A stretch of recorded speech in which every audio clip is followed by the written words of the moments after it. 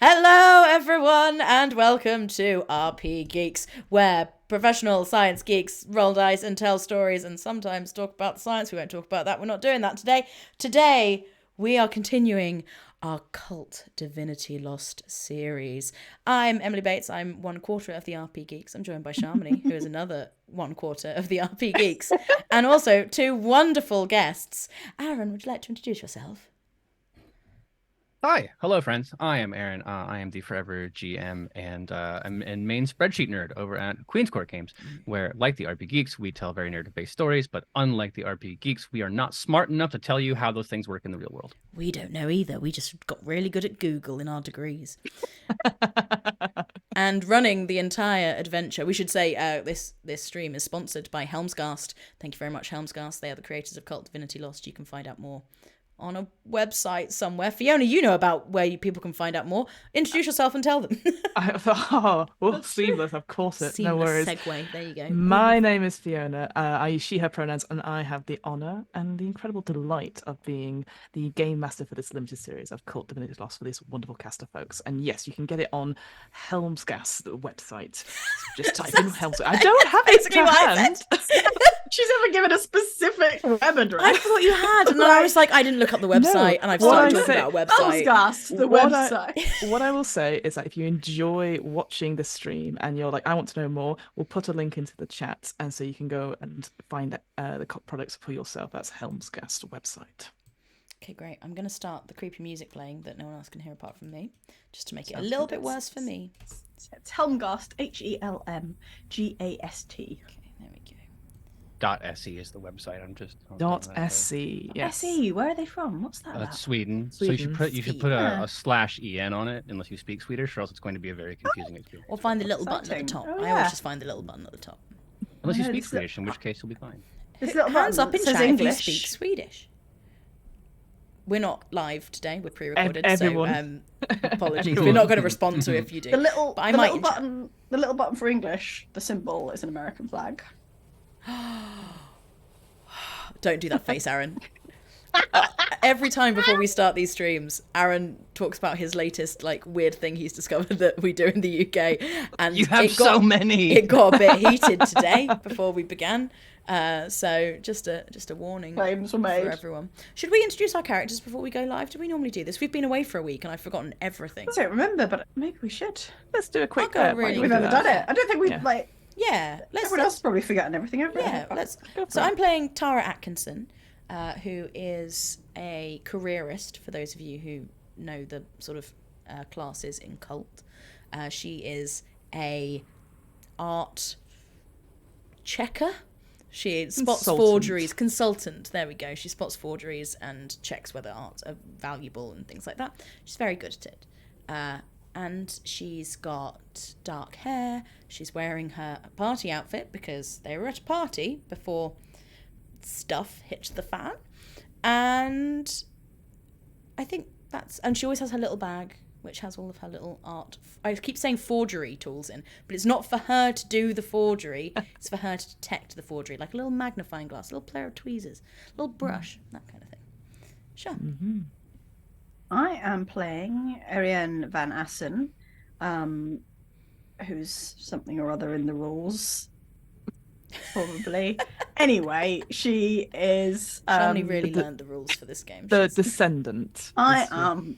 Yes, the Descendant is really cool. It's the best. If you want to play KULT Divinity Lost, it's the best. Can recommend.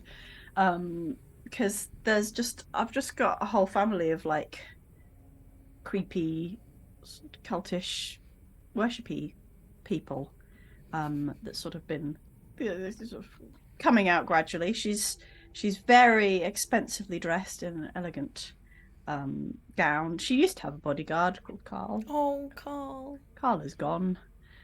She was trying to get away from Carl to escape the gallery opening. I liked Carl.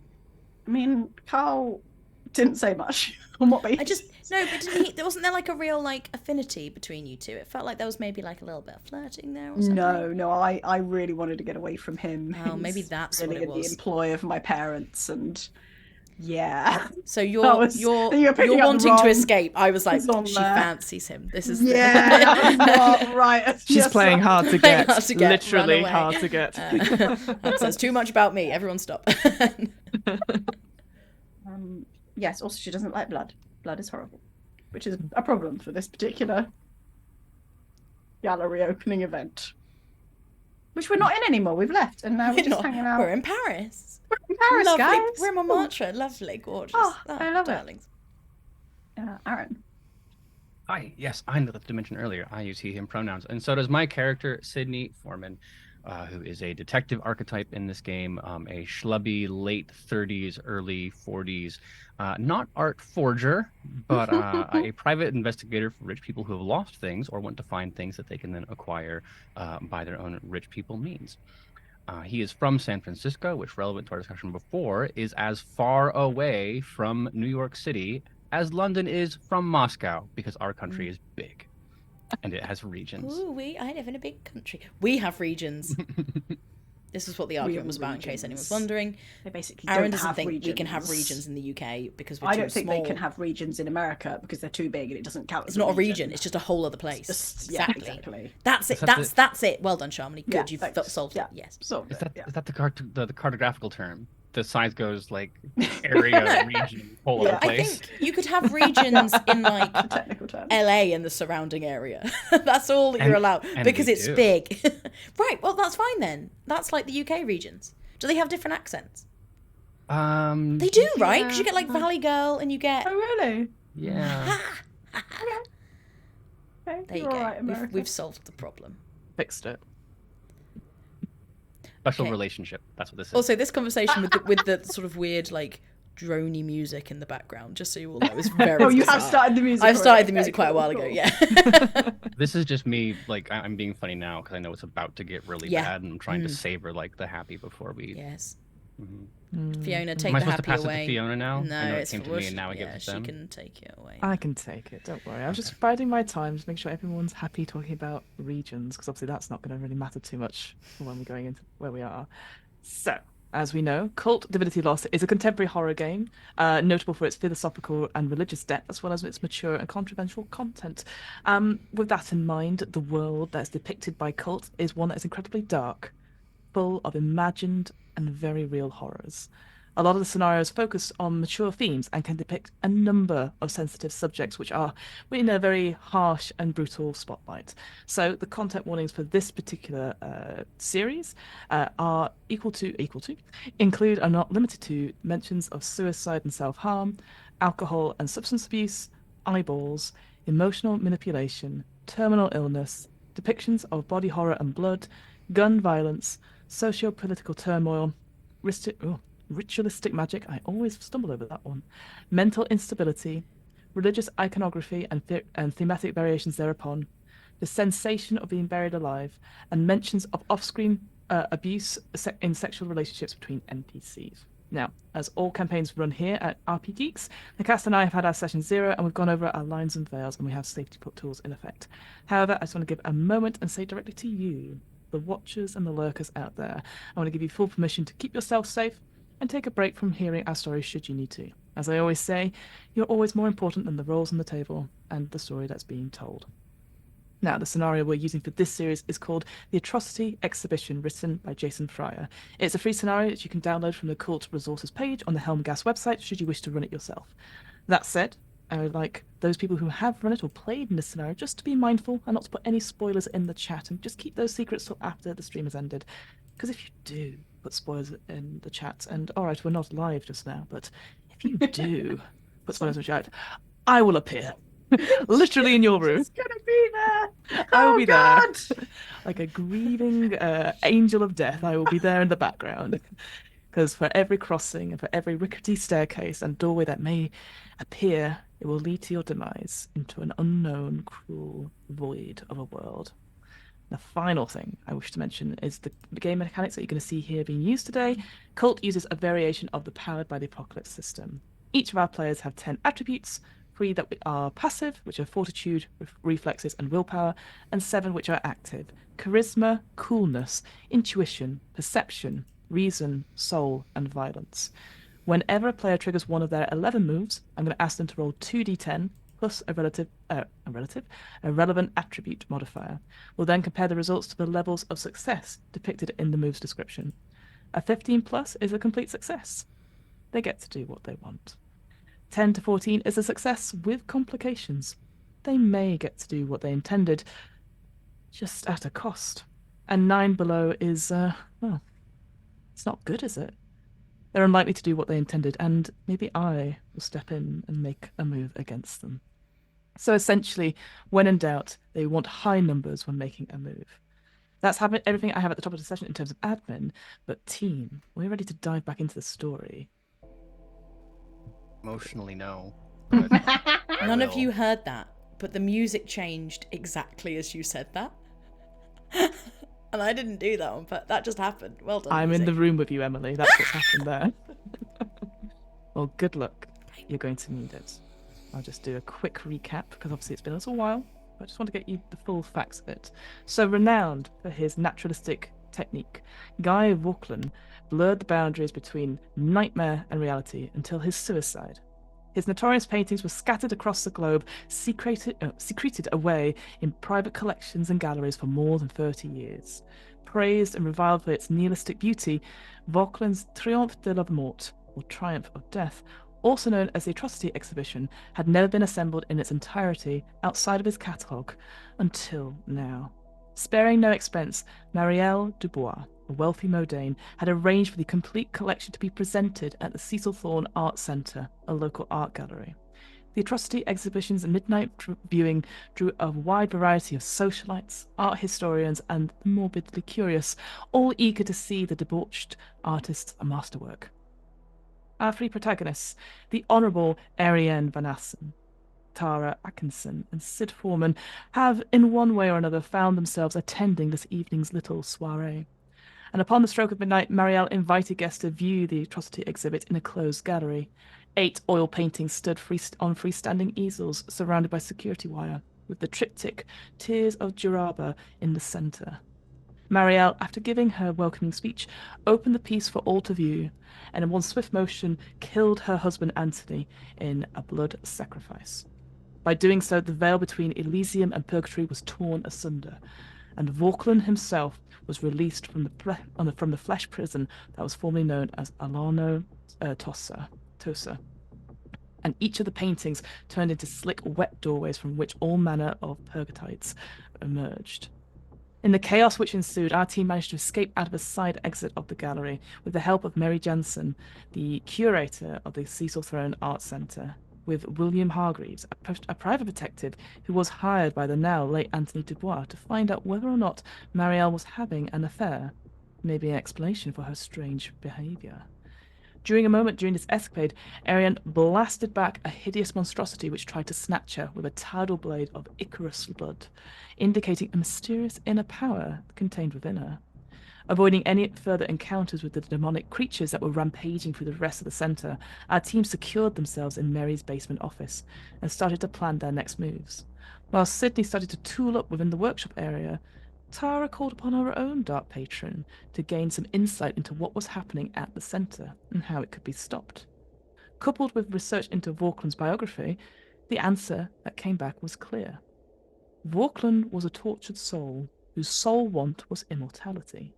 By being brought back by his love Marielle, Vauquelin was seized now to finish the ritual, completing his transformation here in Elysium and making this reality his new, permanent creative studio. The only way to stop this ritual was to cut the tethers, weaken Vauquelin, and finish the job. Cryptically, Tara's mysterious patron indicated that they would need to use paintings to find these tethers because doorways are 2 ways. Meanwhile, after having a terrifying encounter with her own reflection in a mirror, Erienne worked with Mary to discover more about Vauquelin's past and pinpointed several places of influence that had occurred throughout his life. Growing up in Paris in World War II, studying at the School of Paris in Montmartre, living in places like Milan during the years of lead, and in Tunisia, in Shiraba and Sidi Salbad. Erienne noticed that the painting in Mary's office had changed to one of a dark corridor, the walls filled with skulls and bones, and the connection clicked. The paintings here could be used as doorways. But to where? One by one, our protagonists went through to find themselves in Paris. Well, Borkland's twisted version of Paris, a purgatory-like place where the bombs fell from the skies, ribbons of human flesh fluttering from lampposts, and the undead and decaying individuals stumble and shamble about. Their mission now, in order to save the center and to return home, they must find Borkland's tethers, cut them to weaken him, and finish the job. And that is where we find you three. You are currently sheltering in the catacombs of Paris, the last sort of shake of the dust falling from the ceilings as the last bomb falls. And as you hold yourself together, hearing what the are listening out for any signs of life from outside, you can still hear that slight sound of a violin playing softly, and the sound of rain hitting the cobblestones above. It seems that you've survived the attack on Montmartre this time. What would you like to do?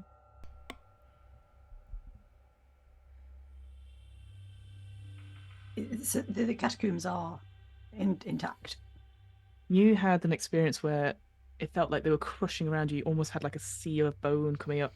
But as you you've sort of passed, and you held it there, and now it's intact. It doesn't look like it's not in any danger of collapsing yet, but you don't know. Can I look around and see if there's anything that might look like a tether? What tether might be? I don't know. But is there anything that seems out of place? It's tethered to a post, and you can take that tether and then just cut it. Yes. Yeah. Looking around this very dark, creepy passageway, there doesn't seem to be anything that screams tether to you. It's almost like when you talked to your patron before, the sort of inkling you got is that, in fact, out of the three of you, you of all people would know what it is when you see it. Right. Great. Should we head back up, or? We're in here for something, right? Right. So these catacombs, I read the book, says he hid out here, right? Yes. But that's not all he did in Paris. I presume it wasn't on the sheet, but what else was important? What else was significant? If not here or in Paris, what? Look, this is like a nightmare vision of what Paris looks like. So I'm not the spookyologist in the room, but it seems to me like we should be looking for something that screams like, "Hello, I'm from Rockland's traumatized past," right? Yes. I mean, he studied in Paris. I still have the little thingy, don't I? The handout, yes. A little piece of paper with his biography on. It says, nearly buried alive in the catacombs during an Allied bombing raid. And his mother died in 1943. It doesn't say due to bombing. Right, well, he'd had a bad relationship with his father. Yes, it goes on to say Borkland was raised by his domineering father, Louis, who was a barrister. And then the next paragraph says he studied at the free-spirited School of Paris and Montmartre. However, his excessive and morbid nature offended even their bohemian sensibilities. Desperate to escape several scandals, he fled Paris along with his pilfered inheritance. Can I check? Are the catacombs in Montmartre, or is this kind of like a warped Paris where the catacombs are next to Montmartre?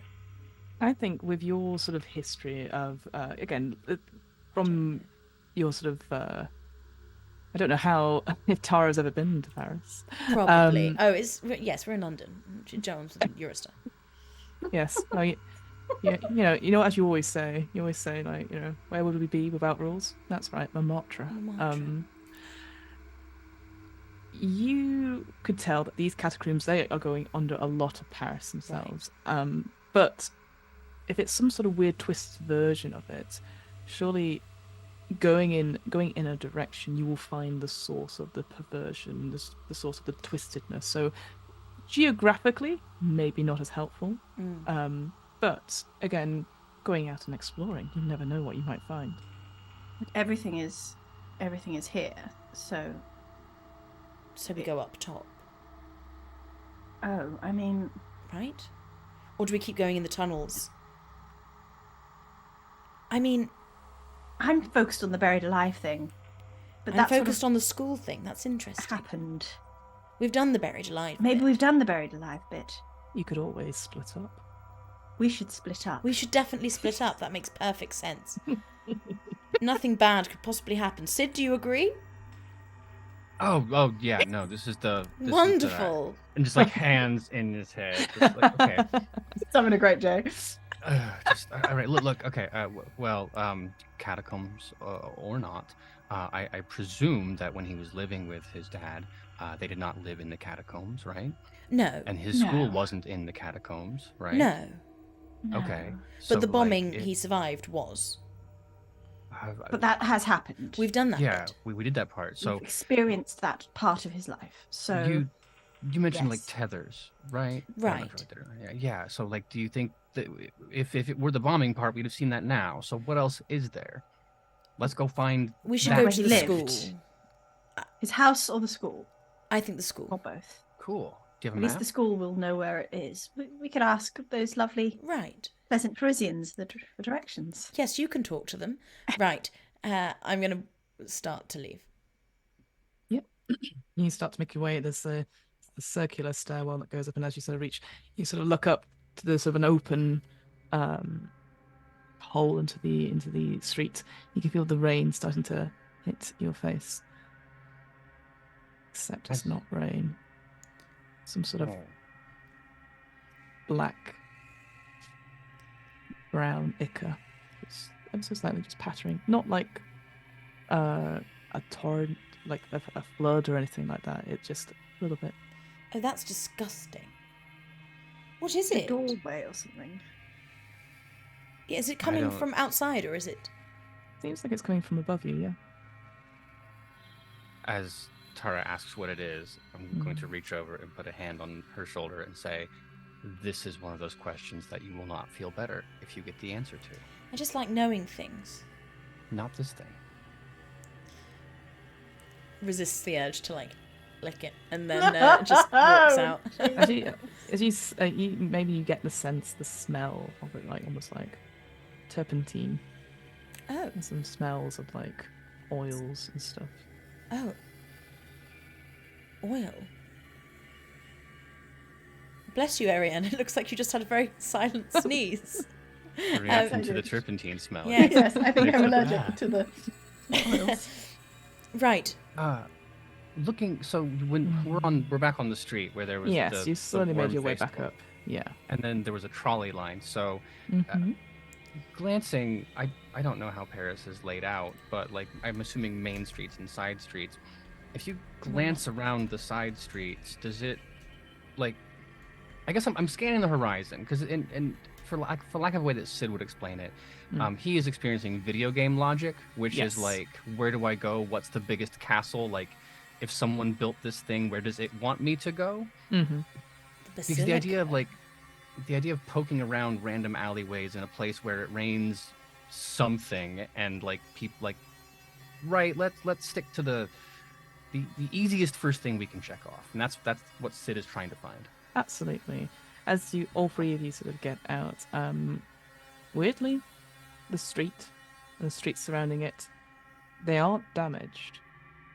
There's no holes. There's no dead bodies per se that maybe you'd have from a fallout. If anything, the scene is as it was. Again, long sort of streets rising into impossibly high, these incredibly high streets. As you're describing, a sort of tram-like system with people sort of shambling on, looking incredibly well put together.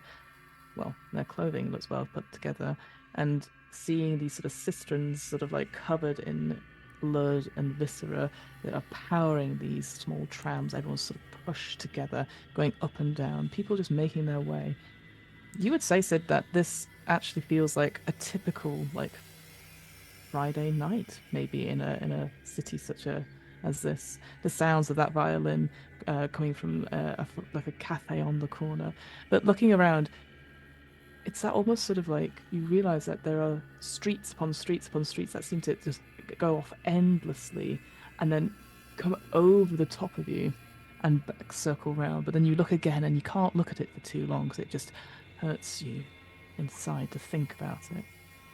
But the thing you do see up high on one of the streets is the Basilica. The Sacré-Cœur Basilica, the Sacred Heart, which lies at the top of Montmartre.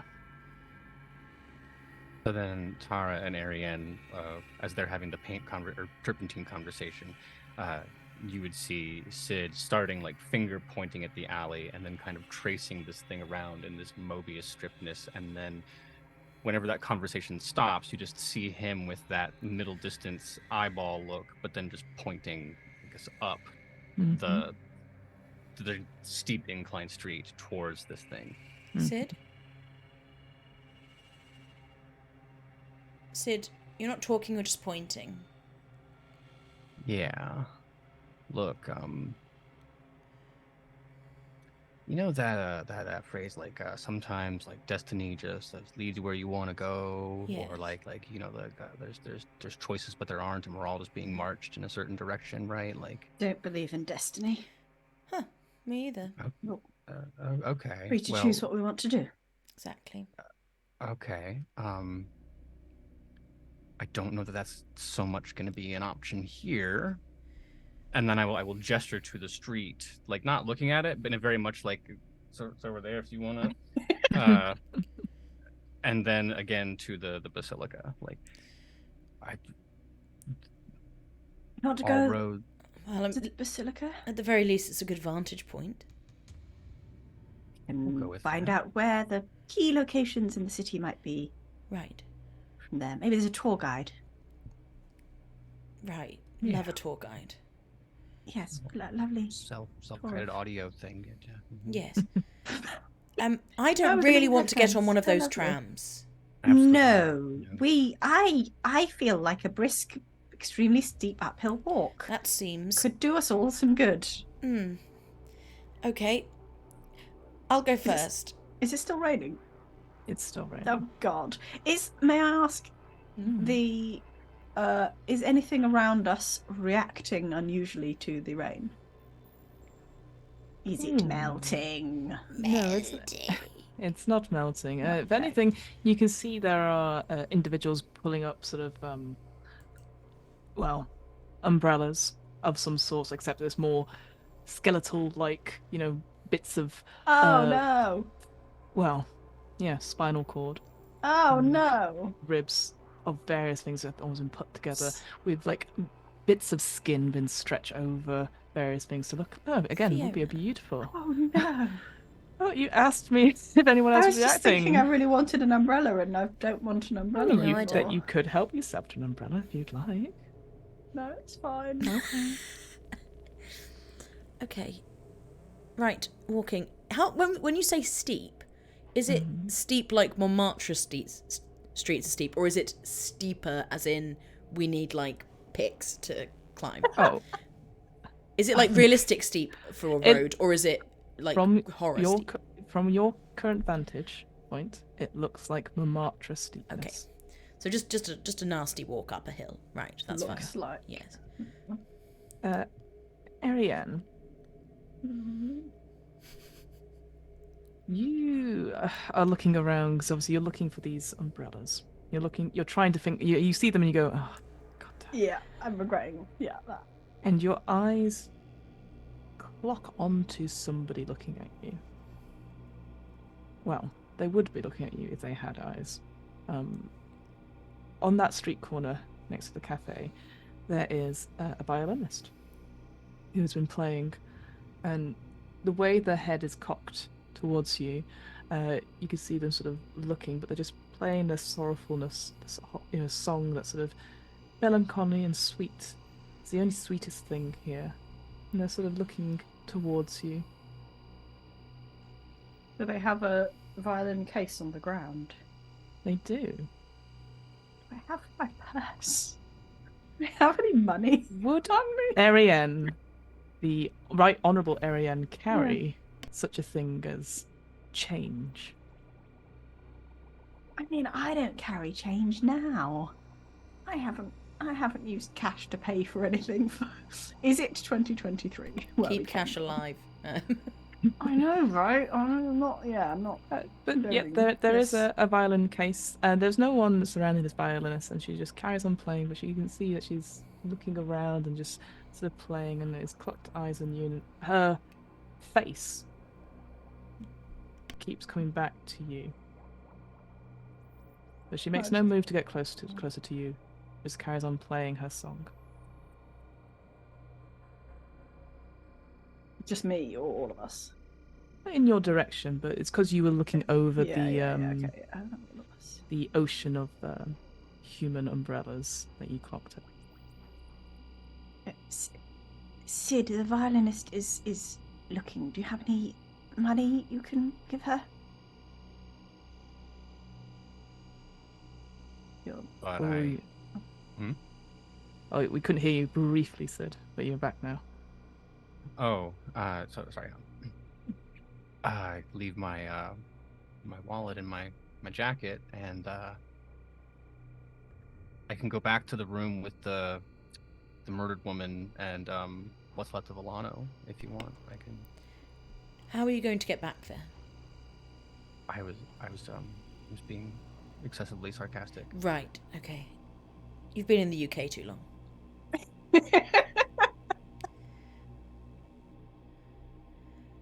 I don't carry money on me. I can check my pocket. I don't know. Is there a role to have cash in your pocket?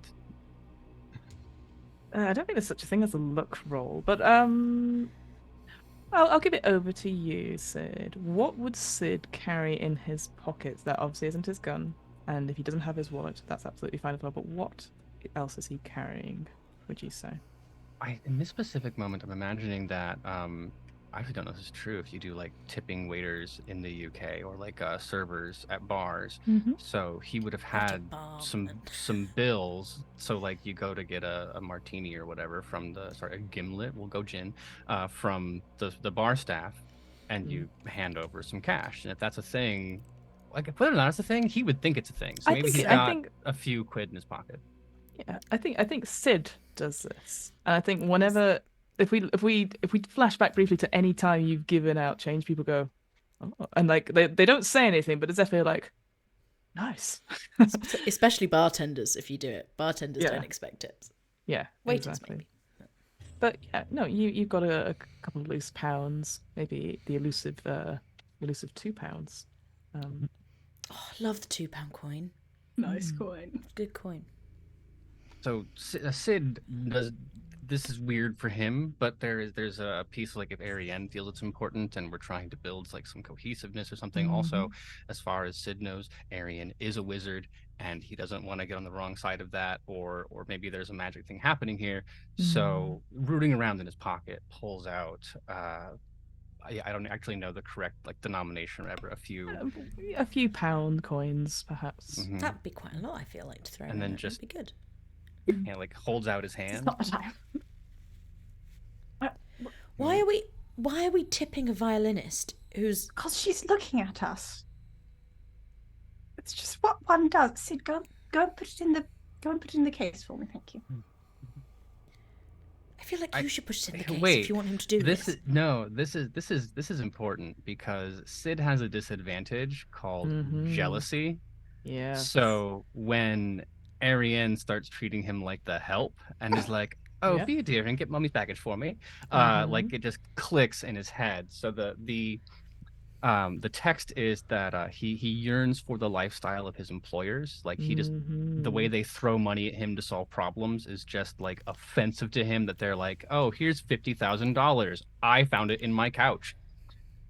So So yeah, It is roll What have plus I 0 done? Oh, Yeah. see if you can keep your cool. Oh boy. What have you done, Erienne? I messed up. got a 9. Oh no. That's not good. So on a 15 or above, you retain control. On a 10 or 14, there's a -1 to all rolls in the vicinity of the thing that has triggered the jealousy. So in this case, Erienne. But on a 9, I have to make a keep it together roll or harm or steal something from the trigger of the jealousy. Let's do that now then. So yeah, so keep it together roll. Oh It's dear. worse. Oh no! Oh no! Worse. It's worse. Worse! That's what wait, was a roll I- willpower was a keep it together roll. Willpower. Okay, so that does not save it because I rolled a 4 and it turns into a 6 with willpower. Oh dear. Oh, The way Fiona says, "Oh dear," oh god. I feel like I know what would happen. I don't know if it's harm enough for your purposes, Fiona, so I can make a pitch. no, make a pitch. I'd love to hear it. So Sid has the coins out and is ready, and he's holding them out. And then Erienne says, "Oh, will you do that? I have there are rules in polite society about getting too close to poor people." And like, you see him head tilt for a second, and all the times in the world that he's been treated like this but couldn't because like there were contracts on the line, or he's at a big fancy gallery and you never see who's working. Just you see all of that kind of just like building up, and as his jaw starts to tense. And then without saying, no, he would use an expletive. He'd be like, so you said like, how about you go do this? And then he would say, how about you go fuck yourself? And then just Sid! throws the coins like directly into her face. Not intentionally into her face, but like Yeah. But enough force, and she like it's just that sort of you feel it, and maybe it's just where you are right now. It's that heat of the moment, that sort of anger. You suddenly sort of flash to being back in the catacombs, hearing the bombs falling over, being scared, but intensely angry at this was happening to you. And using that energy and using that, and you throw at Erienne. Erienne, you don't take any particular harm. It hurts. Like, you know, you've just been hit with a lot of shrapnel. What I would say, Sid, -2 stability, please. Oh. Can I just check on stability? We don't regain any between sessions at all or anything like that. No, I didn't think so, but I just wanted to. Oh, I'll tell you what, after this bit, we will do, because it's to do with your connections, which you had a little bit last time, but we'll do it after this particular bit. So thank you for reminding me. I have become neurotic. Oh boy. That's bad. Classic Sid. Huh? That's minus to a lot of things. Flinging the coins at Erienne, not even waiting to see how it impacts, just like eyes, throw, and then up the hill, like just storming away like angry sitcom dad, but like not sitcom, angry drama up the hill. Yeah, absolutely. Yeah, you see both Tara and Erienne, you see this angry figure of Sid like huffing and puffing his way past various lampposts with various pamphlets and leaflets all in French, various faces sort of like that's maybe turn to look at him, go sadness in their eyes and jaws unlocking and unclenching. The violinist still plays. Why did you do that? Oh, why did he do that? What did I do? You're treating him like... Oh, right. I don't know. We're going. Come on. Right. I'll follow Tara. I will follow Sid, but not catch up. Okay. Tara, there's money on the ground though. Oh, you're going to make me do it for the little bit of money as well? Okay, there is. Cost of living crisis, Emily. Yeah, there's a cost of living crisis. A few pounds is a few pounds. Okay. Yeah, so I'm activating your disadvantage against you. You're greedy. Yeah. Okay, so roll plus 0. It's actually -1 because I'm unfocused on my stability. Of course, because it's your disadvantage. Thank you. But that is a 14. Okay, so as long as this opportunity exists and you do not take it, you suffer -1 on going to any rolls you make. Oh, I'll pick up the coins. You take a moment, you stop, you go back, maybe. I'll be like, why did you do sigh. that? And be like, oh, and then just like grab them and put them in my Put it little in. bag. Erienne is gonna give you like a look. I'm going to give them back. Just leave them. I've got them now. It's fine. Erienne just looks slightly disgusted. To be clear, That's she's the very turpentine clearly you paint. not going to give them back. How far away do I make it from them, given this? Because if I'm chugging along and Yeah. they stop to do the Don't worry, I think you get to the basilica before they, because you don't stop. I think until you get there, you're still feeling that anger, that sort of fear. Like it's weirdly, jealousy is always an insecure state of emotion anyway, with hot pangs of anger and sadness and envy all into one sort of green-eyed monster. So I think you use that, you motivate yourselves up towards the basilica. But before we do that, as you reminded me, we have stability stuff. So usually at the end of a session, or an end of an adventure, or whatever you call it, you can readjust your stability based on your connections and whether or not you had scenes with your connections from before. Now, correct me if I'm wrong, a couple of you are good friends with Mary, and basically your relationship status with them is how many steps you recover by. So if you have a +1 with Mary, it goes up by 1. You recover 1 stability. And the same with any other people that you can make a case for. Because Mary's the one I remember. But I think that's the only one, because unfortunately, Carl is no longer with us. Yes, mine aren't great for me. The one rule I'm not playing with for this particular scenario, because I know people will ask about it, is that usually when a connection is taken from you, or murdered or killed, you usually take those steps in stability down twice. I'm not doing that for this scenario because They all let's face did. I mean, I was going to do it anyway, but also I didn't want to put you on the back foot. I want you to learn the back foot as well. So that one, we're taking it to the side for now. But the scenes that you have with, and you can still, I would say as well, if you give me a good reason at the end of the session, like, oh, I had a really good moment with so and so. Like, I think between you all now, there is a +1 connection. I know. I think Erienne not anymore. Yeah. Oh, yeah. Well, that's your own fault, Sid. But between Tara and Erienne, I think you already had. That was only one way. That was only Erienne had it to me. I never had it to her. So but I think I have one with Sid from prior. Yes, exactly. So yeah, anyone that you've had with each other will go up by that as well. So yeah, that's the only thing I'd say. So I could take one from Sid. It doesn't I really think so. change Well, you had anything, you had a moment with them in the workshop. Yeah, before you, I think, so that's what I would use it. It's a justification that you had the moment and you revealed something about yourself. Oh yes, I told him my weird thing. Yes. Yes. Absolutely. And my other people are Brahim, Mariel, and Alano. So, oh dear. Wah, wah. Oh, you're on mute, Erienne. Oh, sorry. So you're saying that I could use sort of confiding slightly in Tara. It's not a great relationship. It's not going great. I think you did, I though. have. You did. You did. You had a moment with them last session, so absolutely. So it's not the relationship that goes up by 1, it's the stability. Yeah, it's your stability. Your stability is essentially this game's version of hit points to an extent, and that's how you recover it in that sense. There are other ways to do it as well, but that is the easiest way to do it, is basically just have lots of roleplay moments, which I really love as a thing. And and again, if there are other connections, maybe you make another one later on in the session, depending on how good you are. That's also there as well. Anyway, so cool. Hopefully that explains the stability stuff. Otherwise, I appreciate you going, oh god, guys, we're really screwed. So we can do that now.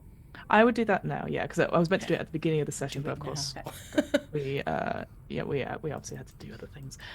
One thing I'd say, as you're all storming away, I found out actually the name for this is actually Game Master Scenes, and I thought I'd invented it. Turns out I had not. It's in a game called Fabula Ultima.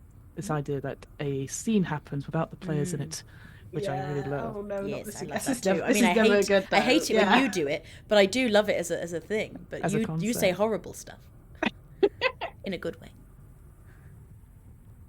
As you leave and you head up the streets and stuff, the camera goes back to where the violinist is, And you can see that she stops playing, comes to the end of her song.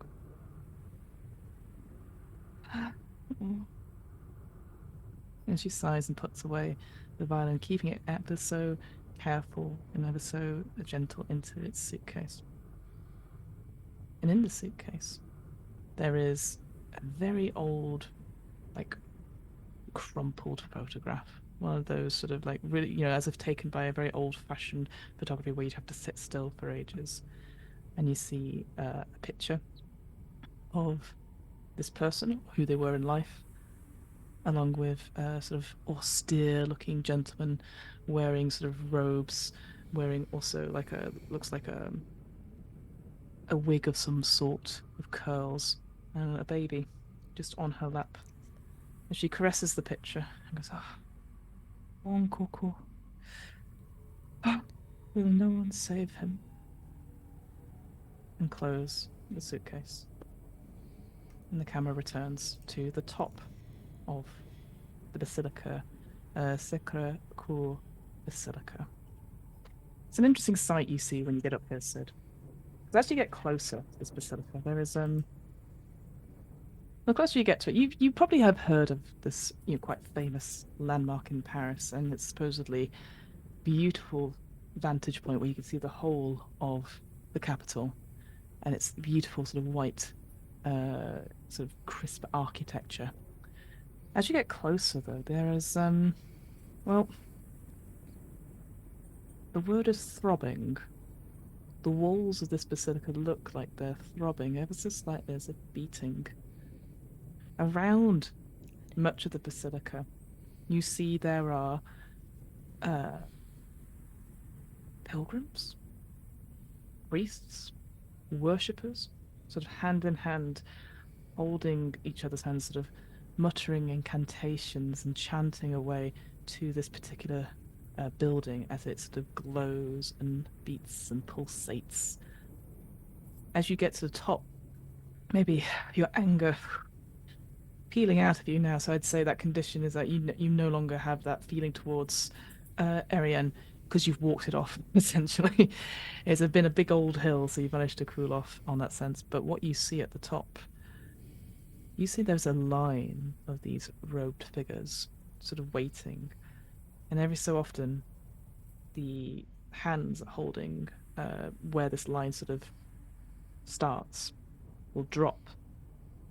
And the pilgrim will sort of make some sort of gesture, sort of undo their hood, and you see men, women, androgynous folk sort of looking up to this basilica in ecstasy and awe, and walk into it, into these walls, arms outstretched, waiting to be welcomed. And the basilica absorbs them, sort of gently, just caresses and takes them, eating them. And the hands then close back up. The line shuffles forward. Oh, it's very important that you know the squelching sound that came with that description in my head is not going to leave me for several minutes. Yeah. The one thing, though, is that's why you hear the squelch, but you don't hear screams. You don't hear pain. If anything, you hear the sighs and the joyous sort of like exclamations as they are taken in by this Sacred Heart. We see a very incensed Sid walking up or I guess walking is not the correct verb, ascending towards the basilica, referring to that posh C word, but not understanding the use of it in the British context. He is being very American about it. And then the mumbling falling into like a confusion as the scene unfolds, just kind of like what is going on, and then he realizes what's going on. It turns into the blank horror of it all.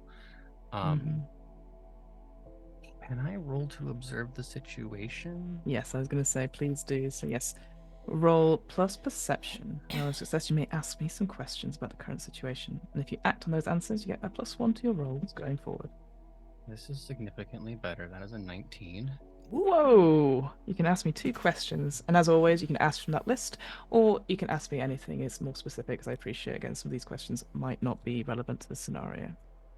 I love that the question that they always have is, what is strange here? And I'm like, well, the pulsating cathedral eating people. It's all a bit odd, to be Mhm. honest. Yeah. I can clock that on my own. Not going to make Fiona answer that for me. Oh, but then I could go, it's much stranger than that. That's the thing, I could always go one higher, but I like it, though. I'm not going to make a shamany mistake and ask about the weird things. No. A shamany mistake? What's Brutal. me? I think first of all that because Sid is genuinely afraid of this stuff, like doing the I have to be at work thing does not mean you are not afraid. It just means you can be active while also terrified.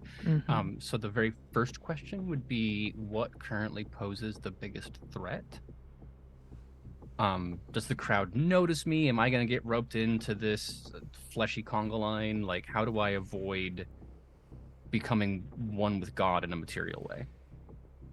A really good and insightful question. Because as you are sort of there and you're taking a breath, you stop. Like, you have an inclination to just keep going, but you take a moment to survey and literally observe the situation. And you see a point where, not next to this queue, but more towards the entrance of the Sacred Heart Basilica, you can see there are other individuals, again, in several states of undeath and undead, where suddenly a pilgrim or two will go, "Oh, monsieur," and grab a person. And they don't resist too much, but you can see that they are being pulled into the line, and some of them into the front of the line to be pushed, and they are chosen. You think that is the biggest threat here to you right now, is that you may be chosen to take part in this weird sort of blessing that is happening upon the basilica. Want to avoid that for sure. Mm-hmm. The second question then, if this is the tether, which I think Sid has kind of talked into, what's the big thing that is doing the thing? Very like route 1 first idea, just boring cop logic. Yeah, so I want to ask, what is being hidden from me, with the sense that, like, you hide the weak spot, right? Like, whatever this is if I'm going with the idea that this is Balkland's, I don't want to use Horcrux, because I know we're not doing Harry Potter anymore, but like, if that's what that is, then like surely there's a door or a window or something, right? So there are the main doors of the Sacred Heart Basilica. And yeah, having a quick look around, you can see that there is this ring of pilgrims around and throwing and sacrificing themselves into the heart to make it stronger or to keep beating. You don't see like another door or a window. Again, the way this sort of almost organic form has taken over and maybe is now become the Sacred Heart. But there is a sort of light coming from within inside it, into the sort of fleshy, like translucent walls. There's something inside. You think what you seek is inside the heart.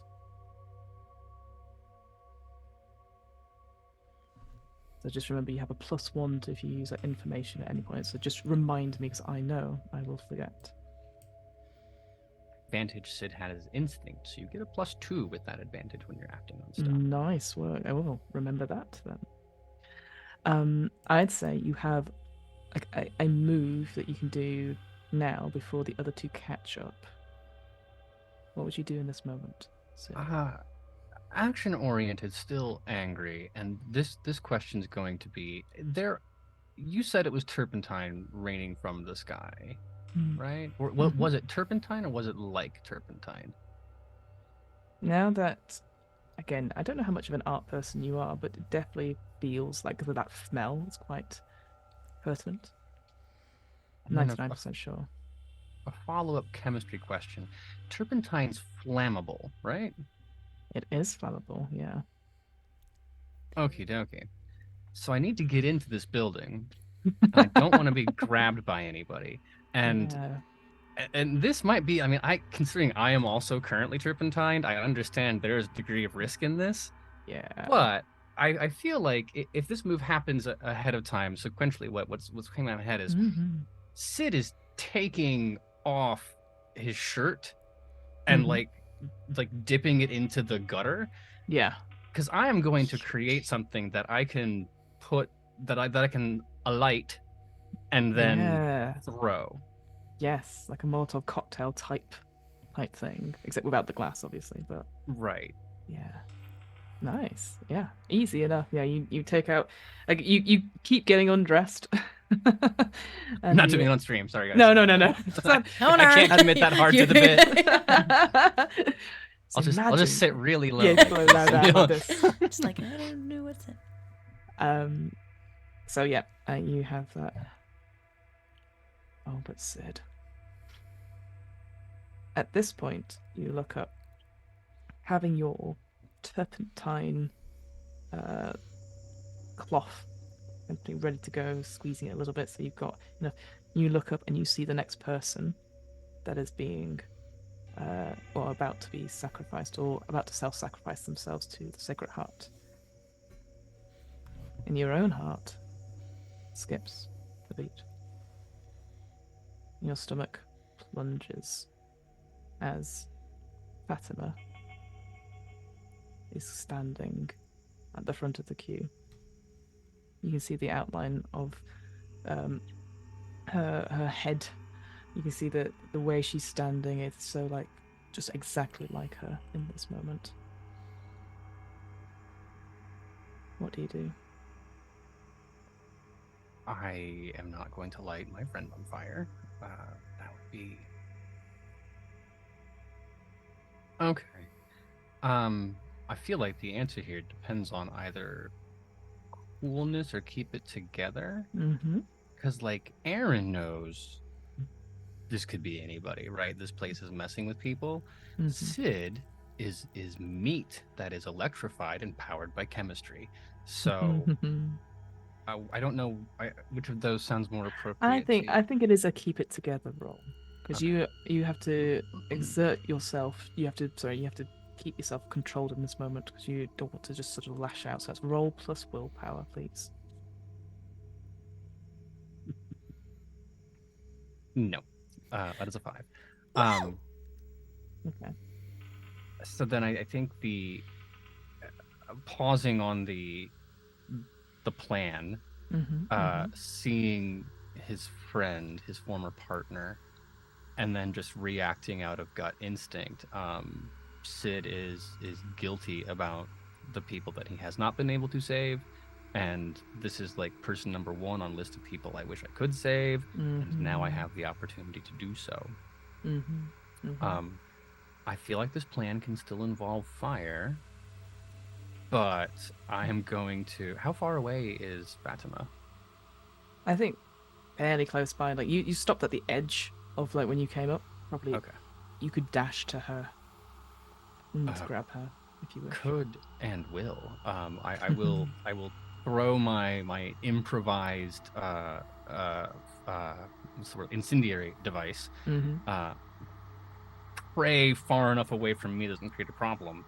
And then I am going to American football tackle Fatima away from this wall. It's a rugby tackle. I don't think it's a situation where I can be like, excuse me, Fatima, do we want to, like, no, I have to interrupt this immediately, is what Sid is thinking. Absolutely. So you start to do that. You throw your are you throwing it to start the fight, or are you just throwing it just because are you abandoning the plan just now, or are you just deviating? Oh no, I'm lighting on fire and throwing. That's what I want there to be panic in an area that is not, like, like a distraction fire. That always works in RPGs. That famous distraction fire. yes. Always comes up from that. All right. Yes. So it will be an act under pressure roll, but what I want to say, so you're in the process of doing that.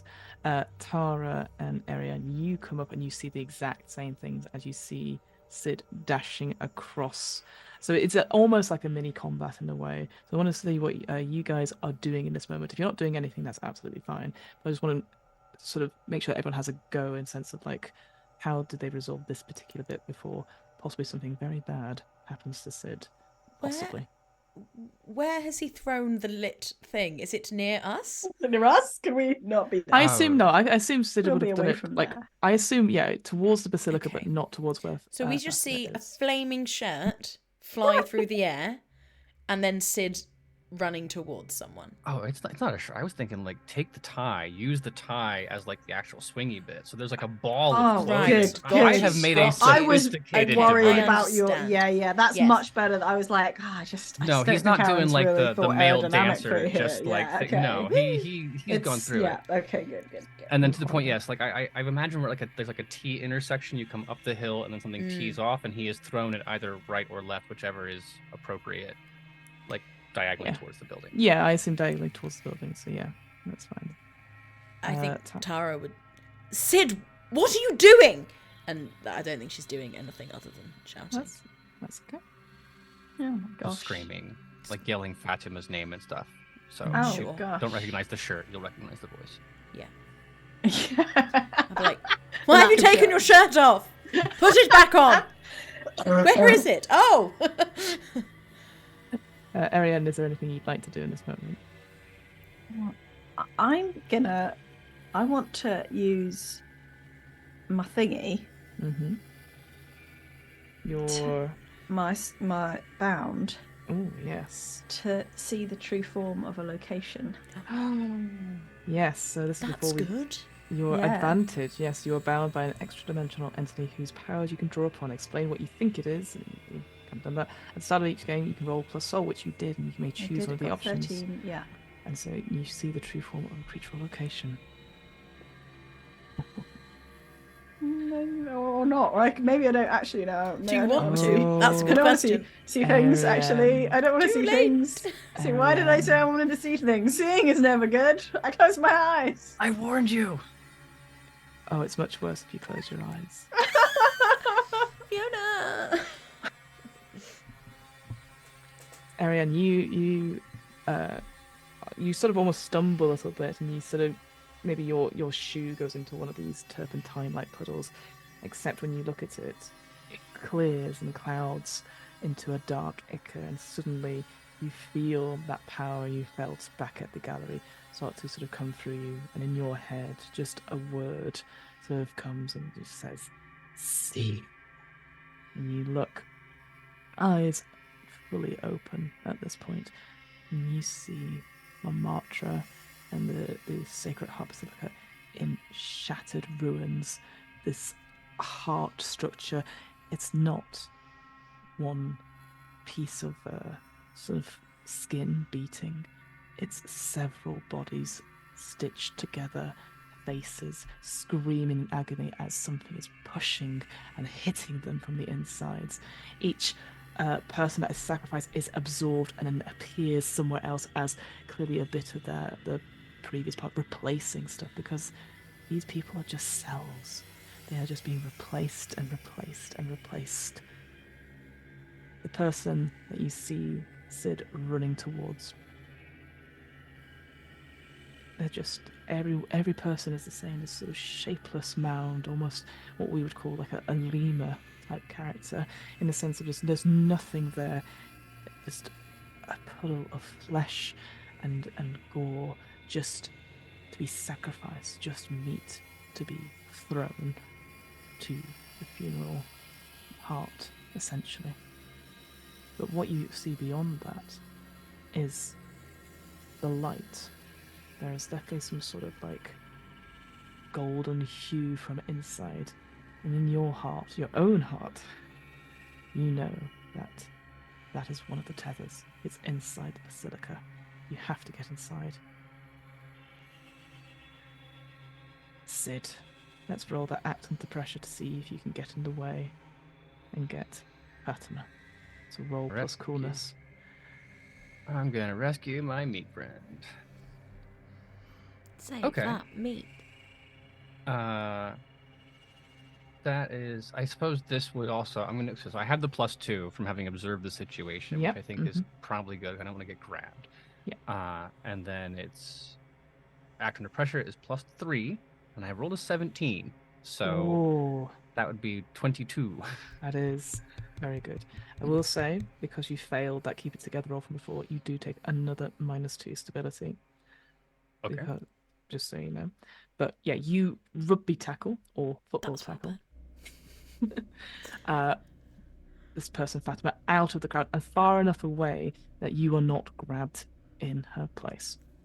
The hands that were there to grab out your friend just continue on. Weirdly, the person who the pilgrims who are reaching out, they don't move, and you realize now, impossibly, that they've never moved. They are sort of on a swivel, their arms elongating and then taking and push and pulling people through, until the line shuffles back up. That you've saved your friend, and as you look down at your friend, you see a moment of her face.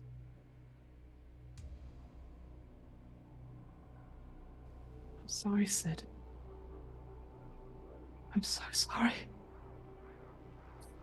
Fine, it's fine. You're here, and that's. Sid, it's dark. It's dark. I'm scared. No, we're gonna get you out. I No. don't know how, but we're. No, he's keeping us here. Vauclin. No. His master. Where are you? As you're holding her, she starts to melt like oils in your hand. No, Sid, no, Sid, no, please, Sid, please, don't put me back in the dark, please, Sid. It's like trying to scoop up, just like. Yeah, you and both Tara and Erienne, you see it that this was just almost like clay with an image projected upon it. And as Sid is desperately trying to claw back and put things back, Sid, it probably takes you several minutes to realize that Fatima's not spoken. I'll go over and try and sort of pull him back. Sid, leave it. I imagine he's on his knees, and this is less some kind of a residuey gunk, or did it just all wash away? It just washes away, like water-based paints in a way. It sort of just goes, but it feels so real, and then that second it doesn't, and you feel that illusion hit you. And then I would think Tara arrives at the time when there's nothing left, and it's just like a cat pawing at the air, because it still hasn't checked in. There's nothing there. She was here. Something has her. It's not Vauclin. It's more, and just. What? Not Vauclin. Sid, there's no one there. There was. She was here. And now she's not here because this fucking place. It says Vauclin's masked or something. Look, and you see like Sid reaching for answers, but he is the furthest from being able to understand any of this. It is like mammal brain trying to make sense of like if you had like we'll use lemur. If you had a lemur watch The Matrix and was like, so lemur, what did you think of that movie thematically? The face the lemur makes at you is the face that Sid is making at Tara. Whenever anyone says lemur, I think of the monkeys. I am talking about the monkey specifically. Oh, you were talking about the monkeys. I'm not talking I about like the the lemurs. movie. That's what I think of. So just like you could like trying to make sentences, but every time he hits a thing that he needs to explain and can't, it just like starts over again. And that just happens until it's like exhaustion, and still like on his knees, he's looking up at Tara, trying to explain it, and then running out of words, and then just.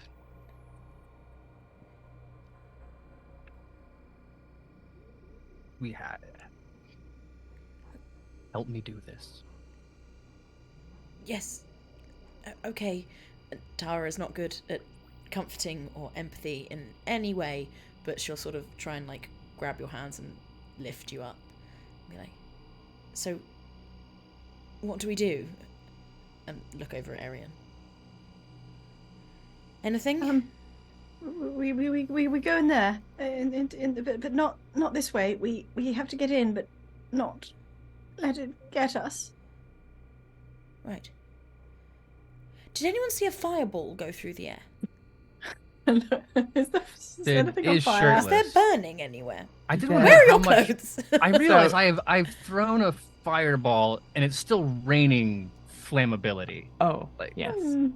I, in hindsight, not a choice that I should have made, but I At like it. this point, your distraction fire has finally loaded. Because apologies, the GM did forget. There is almost an explosion, and you look and you see various pilgrimed robes. Like some of them are flying through the air. Like again, their own robes and tatters are obviously covered in this turpentine. You see limbs, bodies, parts of his heart suddenly blackened as bits of it start to fray and fall. Maybe that might be a way in. You can see that the ring of these pilgrims suddenly now breaks as they look up to the skies as bits of the fire starts to hit on them, again causing them to scream, but they can't move because they are stuck to the ground. They are parts of the heart themselves, so they are writhing in agony. Suddenly, it's almost like limbs and a forest of fire of people horribly moving, trying to put themselves out, but I made it Okay. worse. you made it worse. But the way in is clear. Yes. There we go. There's like a burnt hole through a the wall. burnt hole through right? the peeps. Yeah. Yeah, it smells awful. Okay. Then let's do it. Go. Go. I will lead the charge because it's gonna be a charge. We're going as fast as fuck. I realize we're doing this entire adventure wearing like really fancy shoes. I was gonna say I'm absolutely in stilettos. I would say you probably would have had foresight to take off your shoes. Oh, I can Here, ride in no, it's stilettos. disgusting here. I'm wearing shoes that I can Tara can. evade car Yeah, and get I was to the gonna walk in, say- so I'm yeah. good. Ariane changed into Reebok trainers. Ready to go, yeah. Tara's sort of tottering slightly, but is still running in stilettos. Absolutely. Hard I for me, found like, out a I'm thing guessing- the other day. Sorry to go to Stiletto Peop- facts. It is. So it's not even a fact. It's. Do you know celebrities or like people who have to wear stilettos for a long period of time will put like numbing spray on their feet so that they can walk in them for hours. So no. Tara's absolutely done that, Oh and my so her feet God. are numb. Oh, that's a terrible fact. that's a It's true as bad as hell. Fiona's fact. Yeah. Yeah, like, but it's real. And I found that out because I was at my friend's wedding dress fitting, and we were talking about wearing heels all day, and they were like, "Do you know what celebrities do?" And we were like, "Maybe we should do it." And then we were like, "No, let's not do that. We'll just fall over. If our feet go numb, we'll just fail." Anyway, yeah. Also worse than Fiona does. All my stuff is real, Sharmini. You know that. Don't say that. Like how I'm Don't behind believe you. in fairies. Like how I'm don't behind believe in you Fiona. right now. I Yeah. don't believe in Fiona's. Fiona's not Your real. fault. If you don't look at her, Gave- she's not real. Yeah, yeah. Dominic gave Fiona her true name, and it's all been downhill since. I'm actually the Babadook. I Anyway, hate the Babadook. I will. I know, I will. know. When Ariel communicates this, or we've gotten the information that the inside where we need to be. yes. Sid is not fucking around, and he will. Tara, still having your hand, like grabbing. And, Oh, we're and running. pulling. Okay. Yeah, we are And, going. yeah, she will Um, try. Yeah, I won't make you roll for that because you've done a very difficult part at this point. But yeah, it is like the smoke and the smell, that mixture of the turpentine and flesh burning hits all three of you as you make it way into the now smoking heart of the sacred heart. But it's almost as if as soon as you pass by these sort of flesh walls, and as you see it sort of is crumbling from inside, you definitely see stuff that is writhing in these walls now. But you're like, no the time for that, because Sid knows. Moving swiftly into this now open, chamber. Suddenly the smoke, it clears. You see yourselves in a rather cramped, you'd think almost like a studio loft space. You can see that there is like almost suddenly you're all having to duck your heads a little bit as the roof is now sort of slanted. You can see that around you can see there is almost like insane sort of graffiti that's been daubed on the walls. Various phrases in French and Italian that's sort of like clearly like saying stuff like idiot and imbecile and pig. It's all over the walls, insults. You can also see that there are many there's like a small kitchen area, a very small kitchenette with piles highs of dirty plates, and the old rat certainly goes across Tara's feet as it sort of Oh. scutters away. Yes, indeed. On the bed, you can see that there is like a life-size, sort of almost like one of those model dolls. Again, sort of a very odd wig put atop them, makeup smeared on them, and have been put into a position where one would may draw. You can see though, as you sort of looking around the room, that the eyes certainly follow you around the room at this point. But underfoot, your feet crunch on hundreds, thousands of crumpled bits of paper, and in the center of the room, studying this model on the bed and sort of drawing, you recognize him. No mistaking it, a young, barely 20s artist you believe to be Vauclin. He's sort of drawing away with charcoals, and then every so often, no, no, no, and throws it away and begins the pad again, trying to draw this image. Around it, it's almost like you're up to sort of knee height with these bits of paper. But what's striking to you as he throws away that sort of mistake, the embarrassment of a drawing, you can see across his arms there are scratches, like scratches or cuts, hundreds upon thousands of them. Some small as paper cuts, some more bigger gouges all across his back and his body. Again, wearing a very simple sort of artist's smock, but you can see that there are deep gorges in his back as he sits and draws. What would you guys like to do? One small retcon to us charging in here, because I think it makes more sense when Sid stands up to not grab Tara, but to grab Ariel, because she's a wizard. She'll know how to fix this.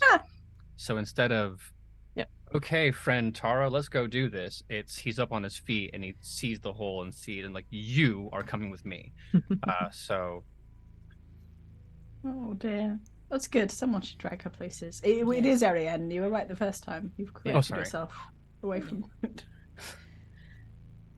I think I will say Vauclin. Mm-hmm. Does he respond? He doesn't respond. But something else does. Mm-hmm. To one side, in the darkest corner of the studio, you hear the words "Tu vas disparaître. Tu vas disparaître." Almost like a murmur. And as soon as those words are spoken, you see Vauclin flinch, and another cut appears on his arm. And as you look into that corner, you see another figure that's almost sort of a darker void that is just sitting in the corner on a very spindly artist stool, hunched over in long black robes. Tu vas disparaître. Tu n'es pas mon fils. Tu seras oublié. Just over and over, each of these words hitting Vauclin in the back, almost like a knife's cut. And it's not holding anything or anything. It's not moving when the cat is just speaking. It's almost sort of, you see it, like again, this sort of black void mode. Maybe you see little pricks of light for eyes. So the way it sort of stares. Tu vas disparaître. Je n'ai pas mon fils. It's his father. It's his father. Is a tether a good thing or a bad thing? Erienne. Erienne, I think. Oh, I thought that was just French. No, I think that was your name. It was definitely saying something along the lines of "you will disappear, not exist." Yes. Can I try and stand in between its eye line from the thing to Vauclin? Absolutely. Yeah. What are you going to do, Tara? I'm just going to stand in front of it, so where it's looking, and just be like, "Bonjour." Ça va? Je m'appelle Tara. No, we won't do this because my French is very bad. I was I going don't to say, speak French. Let me know what's happening. Tara's French is also that bad, and I No, love it. I wonder if Tara's is actually quite good. I was but- going to say, Oh, how far okay. are we going with this? Because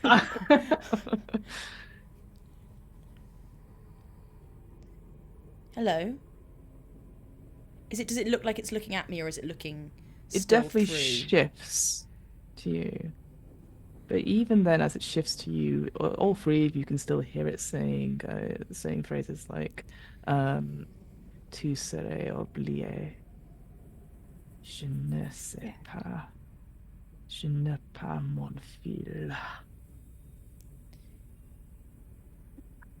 And as it sort of leans closer to you, Tara, to inspect you, you see a face, a monstrous face, twice the size of any human, its skull huge and warped, with teeny tiny eyes, wearing almost ridiculous sort of spectacles, but the teeth, like rows upon rows of teeth, as it sort of looks to you. And on top of its bulging head, a barrister's wig. As you've correctly inferred, this would seem to be some sort of twisted version of Vauclin's father. Louis. Monsieur Vauclin, Oui?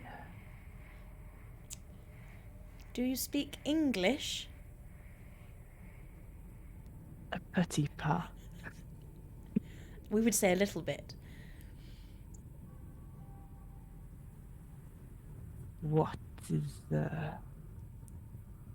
your purpose? Can you not see I am busy What are you doing? letting my son know he is a failure? Oh, I think he knows that already. I mean, look at him. Yeah, and he's saying, "No, idiot, imbecile, imbecile." He's throwing more and more stuff and yet getting cuts. well, I think that's quite enough of that, and I think you ought to stop. We don't have time for this nonsense. And Stop. yes, I must insist. Ugh, sacre bleu. More faint of heart, these other creatives. No real work. He is just lazy, insisting that he can paint. He has a gift. His only gift was him robbing his mother of her life. Pathetique. Je n'ai pas mon fils. He is your son. Are you kidding me? Sid's having a small breakdown. I'm here because you know what's easier than fucking demon rituals? Fucking therapy. Does Erienne still have the thing? The handout. Piece of The paper. handout? Yeah. Yeah. Is it like on you or Yeah, something? sure. I'm still Okay. holding it from before. Right. So I'm Mhm. gonna like snatch it and be like Yeah. a fucking artist. It's always, oh, my dad was mean to me. My mom died. I'm so horrible inside. Let me put Sid. my pain on paper, and then I'm just gonna like throw the thing at the guy. A piece of paper. At- No. Not like ball up and throw it, but That? like present this shit. Like, oh yeah, you're nothing, friend. I'm stuck in Vauclin's fucking memory, all because my dad didn't like me, and I'm famous now. But and just like this, like picturing your not politically correct uncle Yeah. talking about masculinity is the tone Yeah. that I'm going with here. I love it. So just so I'm clear, you're throwing this handout, sort of the bibliography, towards his father, Louis. I suppose like shoving it in his face. Yeah. And at this point, I don't even give a shit. I'm just mad at the guy. Like sorry, I don't know if this does me. I am just irrationally lashing No. out at the idea that like I am No. here because you didn't have mental health Because services you've got in daddy issues. 1899, right? Like I love it. Yeah, I think this is an act under pressure roll from you, Sid. But what I will say, something we've not covered, is the help or hindering mechanic as well. So this is how it's read in the rules. I'm going to twist it a little slightly just because I feel like it's a little bit unfair, but essentially, when you help or hinder another player's move, explain how you do before you roll, and then roll an attribute that where it's the same attribute as player would be rolling. So this would be plus cool. And again, the levels are 15 means you can add a +2, 10 to 14 is a +1, and a 9 makes unintended consequences. Now, I feel like +2, +1, I know it makes sense, but it's a bit rubbish if it's still going to be a failure. Don't add too much to it. So what I would say is that you increase the level of success by helping. Okay. But I would say for that, only one of you can help. If you see, otherwise, depending on what we do on that front. So is anyone going to help Sid on this? Yes. I think Tara would turn and say, we're from the future and he's a celebrated artist and actually his paintings are worth more than your mind could even comprehend. Fantastic. Roll plus cool for me, please. I think this also should take the form of like. But I rolled so badly. It's a 7. That's a shame. It has unexpected consequences, but we'll come back to that. Ooh. Sorry, Sid. Please go for it. No, I just like the idea that in this moment of anger, Sid is now yelling at both of them. Yeah. But like it's a spirited debate about like I'm here. This fucking geese paintings. They get a wall. This guy gets a whole damn thing, and he's just like rolling off on it, but in a way that is allowing you. Very good. Yeah. That so like the facts are coming out, but it's not like in a lecture way or in a, like. So tell me about this guy. Like Yeah. Sid is pissed, but he's like, I'm kind of mad that I'm stuck in a situation because there's no therapy. But that's just some flavor. What do I have to do now? Okay, no. So it is just roll plus cool. Unfortunately, you won't okay. get that bump. Unfortunately, but it was good to try it out just in case. But there is unintended consequences for Tara in a second. That is an 11, so partial success. Yeah, so you do it, but you hesitate, delayed, or must deal with complication. I also just realized I'm doing this shirtless. Like we're having this very like drunk uncle at Thanksgiving is what I'll now created. Okay. You throw this handout with Walkland's sort of story on it. On the back of it, maybe even which has a little bit more information about the paintings as well, and maybe a couple of images as well, with people like looking at them and a bit of history. And as this creature sort of bends down to inspect it with these horrible glasses, again you can see the back of this creature is very knotted and cracked in several ways. It almost has an impossibly long spine that it can't contain. And it sort of looks up to you and goes, Mon fils, celebrity. Buddy, I'm from San Francisco. I have no idea what. And I'm looking to Tara or to Erienne. He says his son's a celebrity. I mean, he's dead, so. Yeah, big damn celebrity. But yes. Museum. Like, very famous artist. Lots of money. Sid just says museum again, but in a French accent. You turn back and this creature is suddenly very close to you, Sid. You. Oh. He waits for you, the Wanderer. And a long, bony finger comes and starts to trace down sort of your skin and goes to your heart and digs a nail deep in.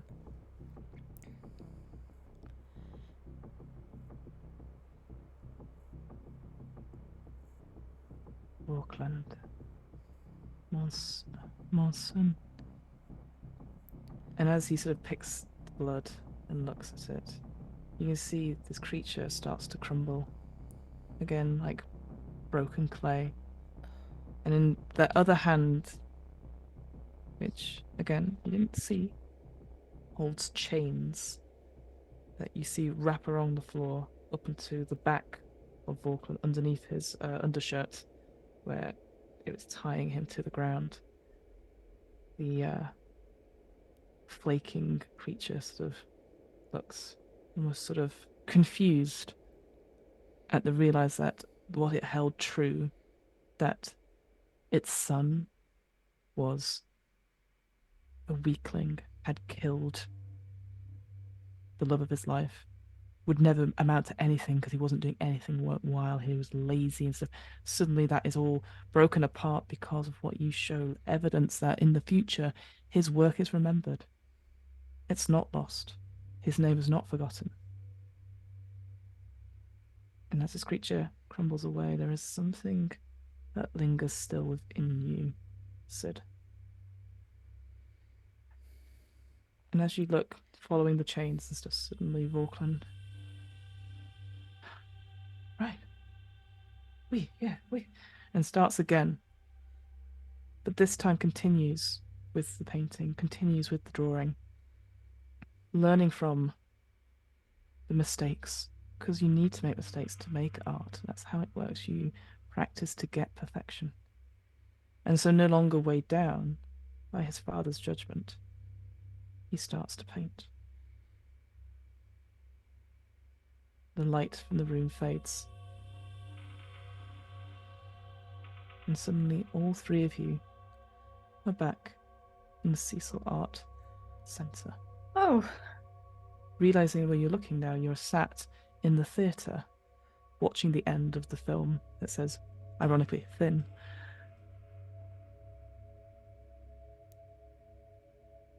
And for a moment, the quietness. There is a change. Looking around at the walls and stuff, where before there was broken plaster and broken brick, there was an orangeness to it. It does not longer seem as decayed. Feels like there is a sudden halt to what has happened. One of the tethers has been cut. There is a shudder in the building. And I think it's time we take a little break there. Just as you've made it through one purgatory. Let's see if we can find another in the next half. Okay. Thanks for watching, everyone. We'll be right back. Enjoy this break. We'll have a lovely time, I'm sure. Goodbye. Hello, everyone. Just a quick thing. You may notice Aaron appears to have been replaced by a painting. His power has gone out. So we have lost Aaron for the time being. It is like a neighborhood-wide thing in his area. And so we're going to carry on for a little bit just because we're under a little bit of time constraints for Cult. Get this wrapped up by the end of the year. But hopefully we'll get him back shortly. But until then, something's happened to Sid. Fate Weaver, is that correct? That is correct. Unfortunately, yeah, as both yourself, Tara, and Erienne sort of take a deep breath, you can sort of see Sid sort of like bending over, slightly clutching his chest. And as you sort of turn to look at him, you can see that where the creature of Walkland's father sort of touched and sort of sliced with a horrible, dirty fingernail down, you can see that there is like a horrible sort of like almost infection. It almost looks like it's infected in some way, almost toxic, you'd say. This idea of a father's judgment sort of being passed on to the son, like inflicting on everything. Couldn't even take had to take one last bite out of something before being put to bed. Had to have the final word. As Sid is clutching his chest, and you're seeing sort of a slow spread of sort of blackness going up. For mechanic's sake, he has got one serious wound, and what that means is that you can have up to 4 serious wounds. And when you have a serious wound, it's just -1 penalty ongoing, but they don't stack. That's the most important thing, as I discovered. They do not stack. You wouldn't have -4. Like, no. Okay, yeah. No, you would not have that. But you can have also something that's called, I believe it's called, double checking, a critical wound. Yes, and those are also a -1 as well. So if you have a serious wound and a critical wound together, that will be a -2 going forward. Serious wounds can be healed over time. Critical wounds need a lot more attention, that you need to go to hospital for it. But they can be cured in time. So what we'd say for this sort of plot point, suddenly the door doesn't bash open, but you can see it sort of opens, and as you sort of turn around with the light blinking, you see the familiar outline of William Hargreaves with a gun out. He goes, He's alive. You've got your gun. yeah, you told me not to. I was looking on the security cameras, and suddenly there was like a horrible static thing in here, and then you guys you were here. Have you got a med pack or something? First aid? I don't. Maybe in the office. It's really weird though. Like, where did you guys go? We went through the It painting. looked It's like fine. we went. Well, I on the CCTV, you just kind of went into her office, and then one minute you were there, and the next minute you weren't. Right. And then the curator, she was screaming at me, saying that the painting had eaten you, and I had to calm her down. And Where is Mary now? Well, she's still in her office. Like, she told me to go and check on the security to make sure none of those things came down here. Okay, I think you should take Sid to her. It seems safe down there. We should all go there. She has paintings in her office. We can't be here. We have to be somewhere else. There are some much better paintings here. We could go through nice paintings. Maybe it would be better if we went through a good painting. I mean, there's loads of paintings around here. Like, if you need to go through another one. I mean, I don't know. You were gone for like 3 hours. Oh, Was that about lovely. the amount of time it felt like we were gone to us? About maybe half an hour or so. Because again, it all feels almost like nightmare logic in a way. You Right. went from one thing to another to another. So it feels like no time passed at all, and then eternity passed. Okay. You know. Sure. Is he all right? And you can see Sid is sort of straining a little bit. I think he needs to rest for a little bit. I'm thinking you'll be fine, won't you, Sid? Yeah. Sorry, I shouldn't have made you talk. No. It's Sorry. That was so good. Yeah. Sorry, Aaron. I hate all art. I don't understand it. Geese. So Fucking geese. fucking geese, man. I don't get it. I don't pay for therapy. So pulls. William goes over to Sid and sort of gets him up on something, and you can see that the sort of wound is definitely infected in some way. It's almost as if it's been many hours since it's not been seen to, but it doesn't look like it's like rapidly taking him over or anything like that. So you think with the right treatment, he'll be patched up okay. And he says, "God, what the." Okay. Yeah, I'll see if Mary's got any medical supplies or something. There might be something in the office, but did you guys do something though? Maybe. 'Cause, Yes, very successfully. right. It's just, Did it help? well, I circle through the cameras to make sure nothing comes down, and well, there's a camera upstairs in the main square. I try not to look at it too much. Why? What's happening in it? He's painting something. Oh, He's painting something. well, he's a good artist, so The very questionable, and probably unethical means. right. But You know what? Don't say any more about that. No, yeah. no. It's We need to find another painting. Can I look around and just see if any of the paintings? so you're currently We're in the basement, right? You're in the basement, but in the room you're in currently is the theatre room, and you can see at the back, like the film starts again, where it's like, this is Guy Vauquelin, and it starts to go through the bits which you saw bits of previously. So there isn't any paintings in this room. There is a couple of paintings outside in the sort of main basement area, which is definitely like local artists. There's definitely like one of those school rooms. Children do paintings as well. But what will yeah. You don't want to go through those ones. That one sounds like hell. That's the limit. That's the limit. It's not. That's the It's not umbrellas made out of human skin. No. It's children's drawings. I Yeah, understand. creepy. Yeah. What William says before he takes it out of the room, he goes, look, I know a lot of stuff has been happening, and you two seem to know more than everyone put together, but well, I was watching him finish with his latest brush, and Sorry, my flatmate came home then and just slapped the door. That frightened me the hell out of there. Good, yes, scare Fiona. Good, yes. How do you like it? Yes. I'm in the house behind me. I'm in the room behind me. It's you. It's me. It's weird. It looked like there was a moment where the image flickered, and I don't know if it was the power or something, but it looked like he got smaller. Like he shrank, but he didn't shrink. Whatever you guys did, something happened here. Right. Well, we're going to go and do a whole bunch more of it. Right.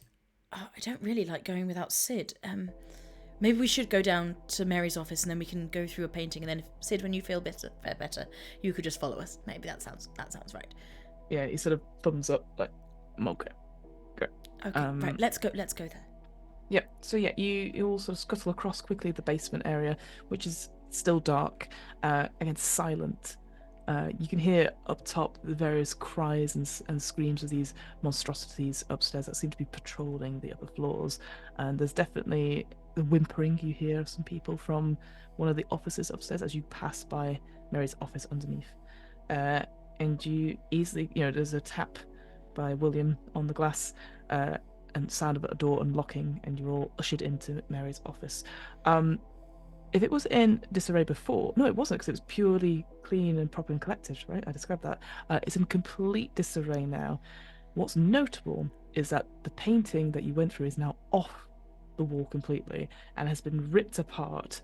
And you see Mary is like looking around everything else. Mary. Oh, gosh, we thought.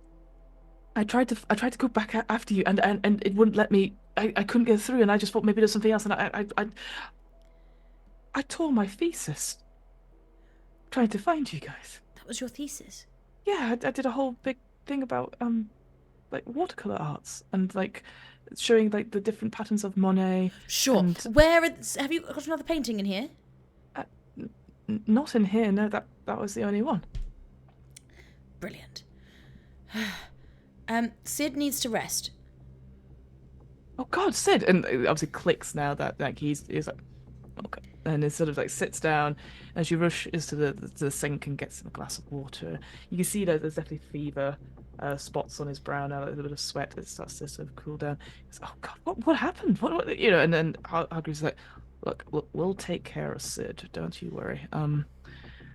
I mean, there are paintings out there, but does it have to be particular types of paintings? Is it stuff, I don't know, like this suddenly... I think we'll know when we see it. Just saw it. We have to just look at them, and sometimes they're weird, and then we go through them, and don't worry about it. Just... Sid, can I borrow your gun? Sid does not have a gun. William has a gun. William, can I take your gun? I mean, do you need it? I feel like we need it more than you do, because it seems like you've got a good process with these CCTV cameras. All right, I need you to make me a influence other. He's like, my gun. So yeah, roll charisma, please. Oh, I can't roll. That's with charisma. It's a 10. A 10. Okay, they do what you ask, but I choose one. I either get better compensation, complications will arise in future. Given to a moment, but then will change her mind and regret it later. Okay. There's a moment of pause. Oh no, not regret it later. Oh no, oh no, oh no. Oh, sorry, and then William. I'm so sorry, William. Hands over the gun. And Thank you. Oh. All right, well, you be careful out there. Like, I don't know anything about these paintings, but there's lots of people up there. And if you guys are able to, I don't know, do something to that creature, then the better for it. But it looks like he's building something or creating something, and it looks like he's about halfway done. Well, we should get a move on then. Stay safe. Stay away from there. I'll go back to the security office. Maybe I can keep an eye on things. Yes. And Mary and Sid can stay here. Sid, are you able to get... Where was Sid's gun?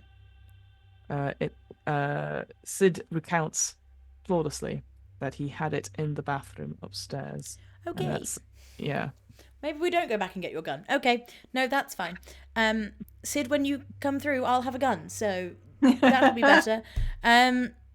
What? than last time. I feel like guns are better than sticks. Right. Do you shoot? Well, how hard can it be? Do you Gosh, shoot? Oh, you're yeah. posh. Do you shoot pheasants or something? Well, I not I have done, but Right. Well, you but take the gun then. Well,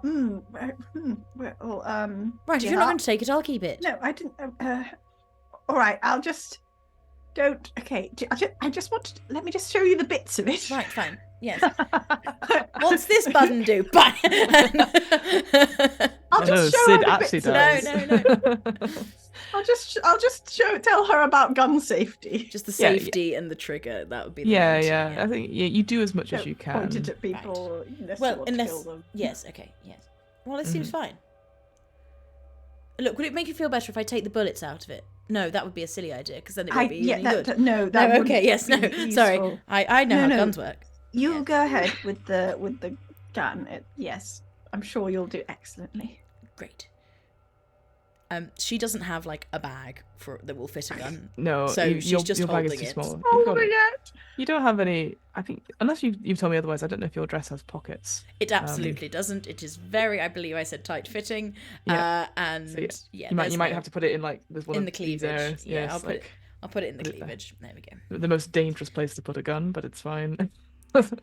In the films, they always like put it like in a little holster on their leg, they but do. she's On not the leg. wearing like a little cute. No.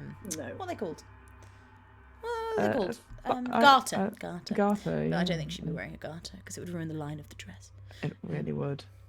So, As you leave, I think at this point, you definitely see William's face sort of go, as he starts to regret What? the door. do you want it back? Because No. No, come on. Okay, No, right. I just like, okay, well, We're going to go in. This is the nearest painting we can find. So if you could just send Sid in as soon as he's better, all right, yeah. if we can get into it. I don't know how these paintings work, but it was the first one we saw last time. Yeah. Okay, I'll let you know. And then with that, he sort of looks, and it's almost like oh god, he shuts the door. And, like with a sort of Yeah. awkward wave to Sid as we leave. Like, okay, good luck. Yes, Sid looks at you and is like, as sort of realizing the moment because obviously he's been so racked with pain that he didn't realize that you were leaving per se. So, but again, we'll come back to Sid at another point. So, you have the whole basement currently to yourselves. Let me know if you need the handout image again. But essentially, you have looking for it. You are in a sort of a small bar-like area. Let me just double check it. Oh, it's a lower gallery. Sorry. Okay. Where it is, it serves as sort of like a area for local artists as well as art produced in the regular classes. And around you can see there is classrooms. Tara, you know that next to where Mary's office is the workroom where the pottery was happening, and that you'd come out of the sort of theatre room that was sort of across the hall from you at that point. There's also a library as well, and you think that's where Mary got a lot of her information about Falkland and brought it back into her office. And you know that behind everything there are these sort of corridors, these sort of service corridors where members of the public won't be allowed to go, but it's more for the gallery assistants to be able to move around without being waylaid by, rafts of children like coming in for classes or tourists. So to easily get around, you have these sort of service corridors which have elevators that go up to all the floors. So my question to you two is, where would you like to go and what would you like to do? You go that way. I'll go this way. Look for anything that has changed or that looks wet. I'm just on going this to floor. touch all the paintings. All right, touch all the paintings. But right, but if you see anything that looks like you might go into it, just give me I a see. shout. Yes, no, that is a good. Right, That's a good yeah. point. Yes, otherwise we'll just disappear and then not know. Okay. Yeah. Yes. Okay. Right. I'll look at them first before I do touch. Just look at them. Yes. Yeah, right. Okay. Fine. All right, I need both of you to. It's either. I feel like because you're trying to. It's not just observe a situation that sort of as a catch-all thing for perception. I feel like you are investigating in general. It just means different questions, perhaps. But I'm very loosey-goosey about these questions. But if you want to investigate something, it's roll plus reason. Oh, I'm so bad at that. Me too. Well, I'll give you the choice because again, I don't mean you've got to observe a it's fine. situation. No, it's fine. No, we're investigating. Yes. Although, can I Sadly. argue? Do I get anything for this being, like, looking at paintings? Is my job? That is yeah. So there's nothing. That's There's how no, this works in this game. there's no such thing as advantage or disadvantage. But what I would say is, depending on the role, if you can give me a good reason, like we'll come up with the consequences, and then we can always bump it up a success level. Because I'm very happy with that. Could use my with Go my on. at any cost advantage. Ooh, let me have a look. Whenever you Yes. truly desire something, you may take +2 to a roll by decreasing stability. Yes. -2. So can I do that after I've rolled? I'm gonna say yes for that. Yeah, because that feels like a retroactive thing. And I can decide to not do it or do it. Yeah, depending on yeah. what's I'm not gonna make you commit to it, etc. So I would say either, because I feel like the thing is with this wonderful game is that you have these list of questions, but also the investigate questions is always about a particular object. So that's why I'm saying like you can choose maybe from either of those lists or ask me any questions because obviously you're investigating the area around you. So yeah, roll plus reason for me, you 2. I got a 10. 10. I think I'm just going to take the 10. I got a 6. Okay. Maybe I So- should do my at any. So you I'll change have. it though. It won't change the level. Well, no, it won't change the level. No, so I'll So your 10 is you may ask a question, but the information comes at a cost determined by the GM, such as requiring something or something for the answer, exposing yourself to danger, or needing to expend extra time on resources. And then a 6, unfortunately, you may get some information anyway, but you pay a price for it. You expose yourself to dangers or costs, and I get to make a move. Well, let's start with the 10, shall we? So, what question would you like to ask me? Are any of the paintings weirdly wet looking? You get out your little magnifying glass. You put on your little gloves, your little fingertip gloves. Oh, I don't have my gloves with me because they Oh, don't you fit in don't the have- bag. They It's don't too fit in the small. bag. The bag is just the penknife of like But it's all just the it's just a various pen that tools thing. So on yeah, a so chain. you go Multi-tool. zip, and you look at every single one of these paintings, and you are pretty sure that none of them are wet looking. No. None of them look portal like currently. Useless. Again, you are aware that there is a classroom full of children's drawings, and you go, no. I don't want to go in there though. No. Erienne. Tara, out of the corner of your eye, you can hear the projector going in the theatre. And you hear it a couple of times because you spend a little time like going through these paintings and stuff. So you hear it. It's only like a 3-minute video about like Guy Fawkes and the atrocity exhibit. Goes over and over until the voice changes. This is where I'm going to spend my hold from session from what you rolled earlier before the session. I want to know what was the who was the last person you lied to, Tara? Oh, I lied to Erienne. Not that long But- ago. When? Wait, did you? Before this. Oh, session. before. Okay. Yeah, Because yeah, I've lied yeah. to a lot of people. Where should I start? Who was the last big lie told? That you felt bad about because you tell lies all the time. I felt bad about. Hmm. Probably something that we sort of discussed briefly before. Sometimes she lies when she's doing her job if the dark power requests it. Mm-hmm. And I think she's lied about a certain painting being real, or when she knew full well that it was a forgery. You hear from the theatre room like soft whimpering, like crying. It's ever so faint, but it catches your attention because you have heard those cries before.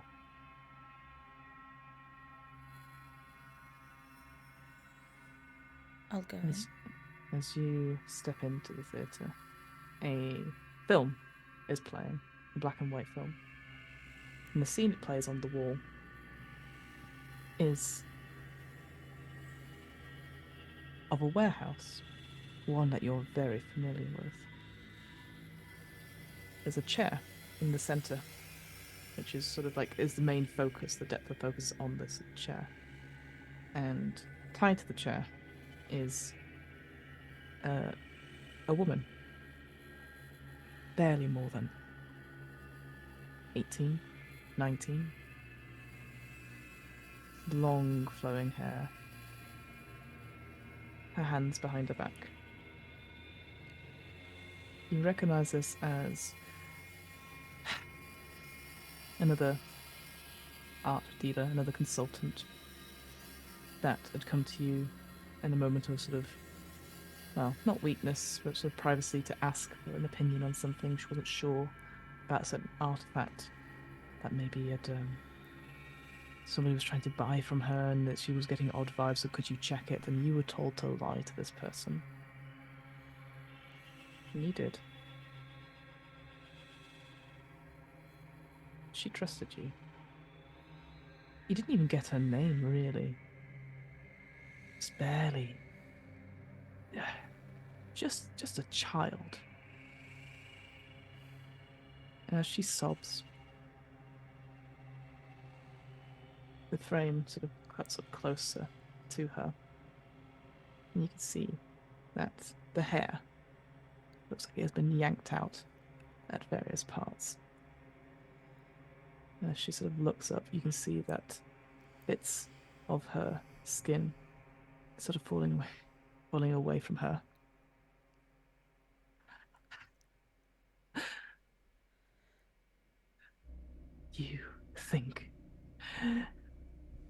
You think this was going to end?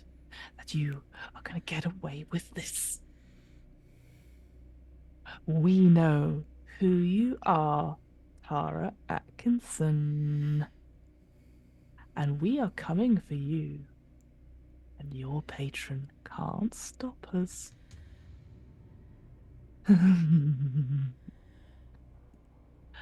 And we use this one to burn in the fires of the inferno. Her gifts, her potential, they taste so delicious.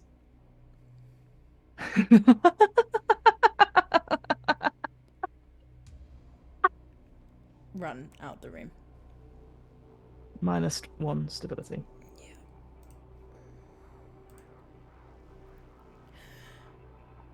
Erienne, you're doing the same thing. You're looking for paintings, you're trying to see what you had before. Again, you're thinking about the Vauclin sort of biography, you're thinking, how does this work? How does this all come together? Until you find yourself, you're not in the main gallery anymore. Oh, I'm so sorry, you get to ask me a question still. Apologies, let me do that. Yeah, would you like to ask? Yeah, you still get some information. Oh yeah, I still get some Sorry, information. it just doesn't happen to you. You still get something. Sorry. Yeah. I'm too excited, that's all. I'm right in thinking that the painting in Mary's office was, I don't know, a meaningless landscape. There seemed to be no connection with this tunnel. There was no connection with the tunnel, and there was no connection with the atrocity exhibit upstairs. Yeah. I'm torn between like the focus of looking and also give me an example of the kind of questions. So for the investigate, you get, how can I find out more about what I'm investigating? What's my gut feeling when I'm investigating? Is there anything weird about what I'm investigating? Or anything specific. Again, I don't want you to feel like, that's not really answering something. I guess, okay, is there anything down here in this nice basement away from the scary shit that feels magical? Like I suppose the whole building has been transported, so we are in another plane. So in that sense, yes. But does that, do I feel safe and protected from all that down here, or does it infuse everything? You go for the paintings. You're not touching them. You've done that before. And then you find yourself in one of the service corridors. And that moment of, well, we're safe down here, right? Right. Like everything's happening upstairs. Right. Down the side of the corridor, you start to see there is like smoke. And there's a small scent on the air, like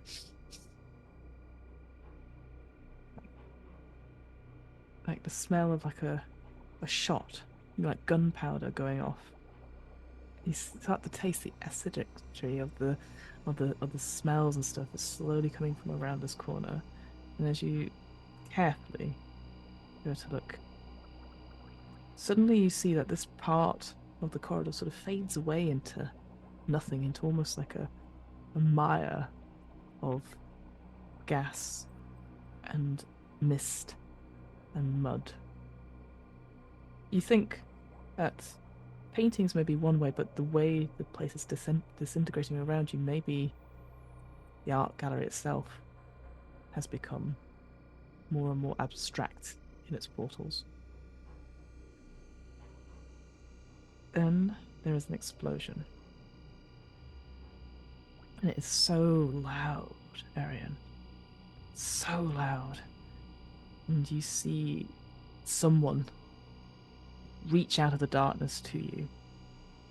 A man, again, barely 18, wearing various, like, put together bits of clothing, like, reaches out to you as this explosion happens. He gets eviscerated in front of you, and you are covered, once again, in blood. I need you to roll your phobia. You must keep it together, please. And if you've got any instability, please add it to it because this is your disadvantage. So keep it together is a... Yes, what is it? It is willpower. Yeah. Okay.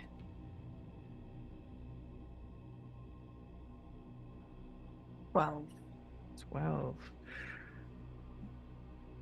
It instills a condition in you which remains with you until you have time to recuperate. It's +1 in situations, but would be a hindrance in others. So you get to choose one of the following. You become angry, sad, scared, guilt-ridden, obsessed, or distracted, or haunted by the experience later. I give it up to you. In this moment, Erienne, you feel like, again, it's the blood thing again, and it curls up inside you. You manage to like pull yourself together, but what are you feeling in this moment?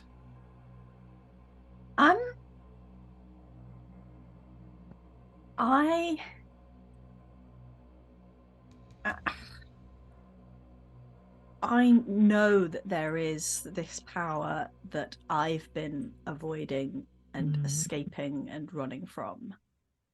And I'm becoming more and more torn between I don't want that and, well, surely now is the time.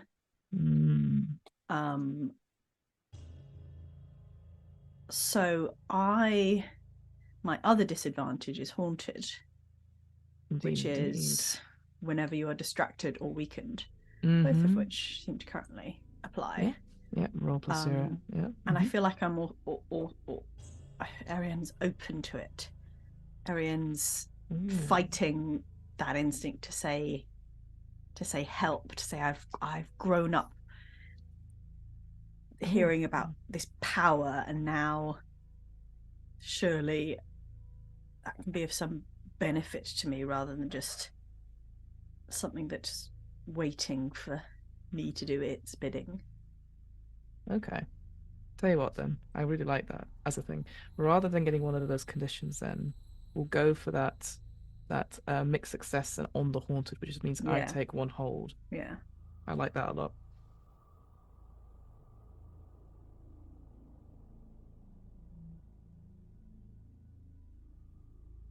That moment of acceptance, the I let you in, is almost like silence that overcomes you in this moment. And you feel your body relax as something else takes a hold. And you hear your own voice that you don't control at this moment of time call out. I think it's this way, Miss Atkinson. I think I found it. and you start to walk into the fog and the mire. But you're not in control. Something else has taken over your movements at this current point in time. Split And- the party. Split the party. Tara, you hear that as you rush out, the door actually slams behind you. And you feel those hot tears in your eyes as whatever that was not any of your dark patrons, that was something else. Something else knows what you did. That you lied to this person and you got ahead, essentially, through the cost of their life. And that's this other people knows about it. They know something about this and they are coming for you. But you hear, Miss Axington, this way, coming from one of the service corridors. Erienne? No. I will go that way. As you sort of turn a corner, you just see probably like just her stepping out of you. Erienne. Right. She looks back to where she came from and then looks at this mist, fog, weirdness. It's like, yeah, that's better. And follows after Erienne. You follow the figure into this sort of mist, and almost immediately, it's almost like a sound bubble. A bubble has popped. You hear the sounds of suddenly gunfire, screams and explosions, and angry chanting and shouting. The air suddenly becomes thick with an acidic mix of that gunpowder and the smoke, covering a musk of corpses. And suddenly you realize, Tara, that you are in some sort of like trench with bodies like you having to step over them. You're covering your mouth a little bit, trying to see where Erienne is. But what I would say is that as you're sort of desperately trying to navigate your way around, your eyes burning with the smoke, you look to one side and you see there is like several boxes have just been laid out. You can see on top there is writings, like scribbles, hand scribbles, and also printed Italian words, which, again, even with your very basic understanding of Italian, you could definitely see the words hazard and explosive. And you can see next to it there is caches of guns of fighting that have been sort of Take put the one together. out from my cleavage and be like, I could have left it with William. Meanwhile, William's like, oh my god, I gave her a gun. We are so undefended here. But yeah, it looks like there is a whole load of weaponry here. Erienne? No response. She doesn't know how to use any of these guns apart from the one she's holding. So And even then. so she's just going to keep that one and sort of look at the others, but I don't know how to use them. So I'll just keep moving through the trench, I think. There's no like fuse wire leading to these explosives. You have a quick look around just to make sure, because suddenly your heart stops. Yeah. Because you can hear the sounds of definitely gunfire and explosions off in the far distance. Doesn't look like there is. Okay, so they're not going to suddenly explode on me.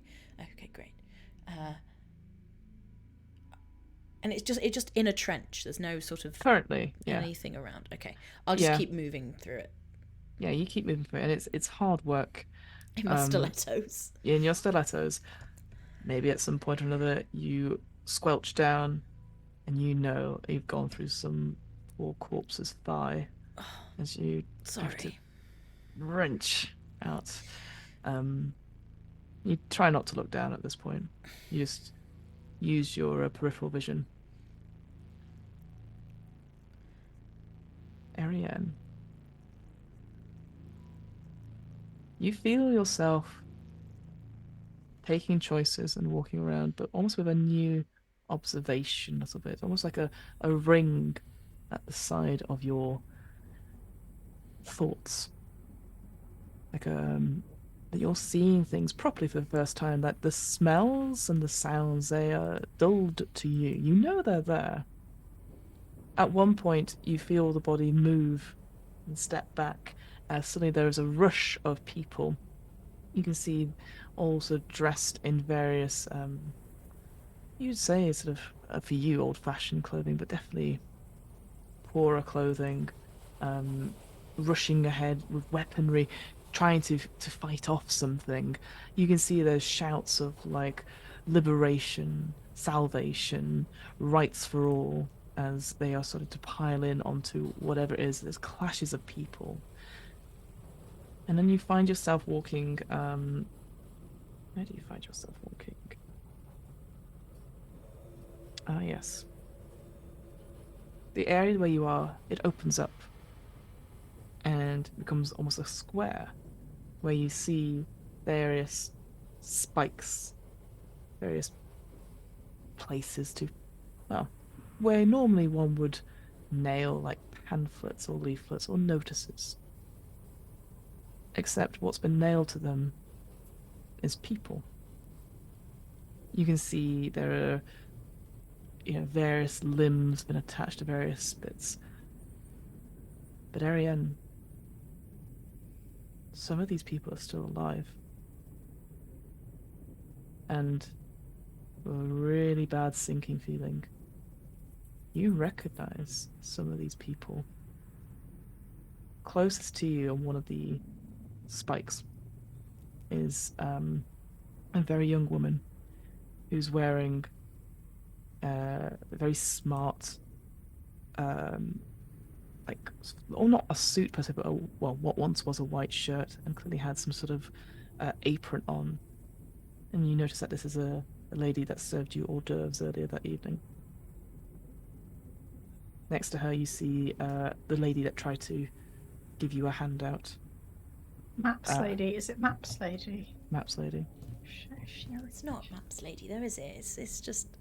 No, it's Maps lady. You can see that she's crying, but there's only half of her on there. The spike next to her has the rest of the body just put on at an angle. Around the square, you can see there is a police force of some kind guiding other people, other creatures to these spikes and punishing them, whipping them, tearing them apart, and as they sob, putting them on spikes to show to others what happens when you cross authority. The lady who served you hors d'oeuvres looks up to you. Miss Van Assen? Miss Van Assen, please. Even though you're not in control just now, Erienne, what would you be thinking in this moment? I don't think she's thinking that this isn't real, because it is real. It's here. Yeah, you can, and compared to what you saw before when Sid tackled Fatima, you can't see these, like, this is not an illusion. Yeah. This is those people from the gallery. I think she just desperately wants this to not be her problem.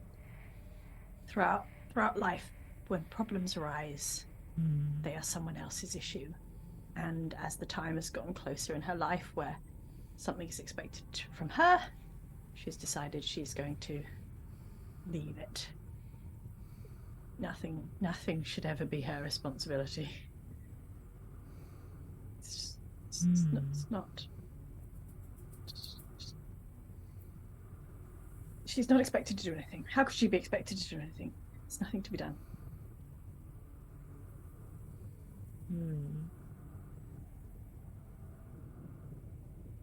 So you don't. You feel these things, but no active. One politely makes an excuse and then leaves or avoids the issue. That's what one does. An easy pattern to fall back into, avoiding the unhoused people on the street asking for money, saying no thank you to people who try and clean your car at traffic lights. You hone in on that attitude and keep it. And your body just shifts and turns away and continues walking safely past these people.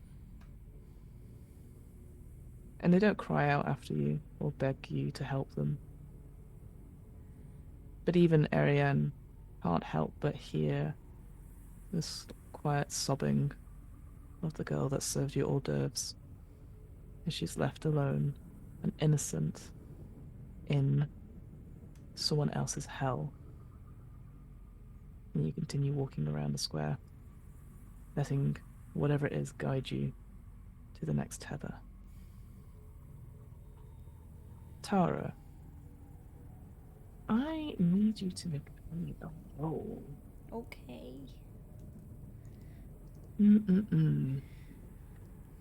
Yeah. We've not done one of these for a little while. I'd like you to roll me a. I want you to do an avoid harm, please. So roll plus reflexes. 0, 0 is a 10, isn't it? On a D10.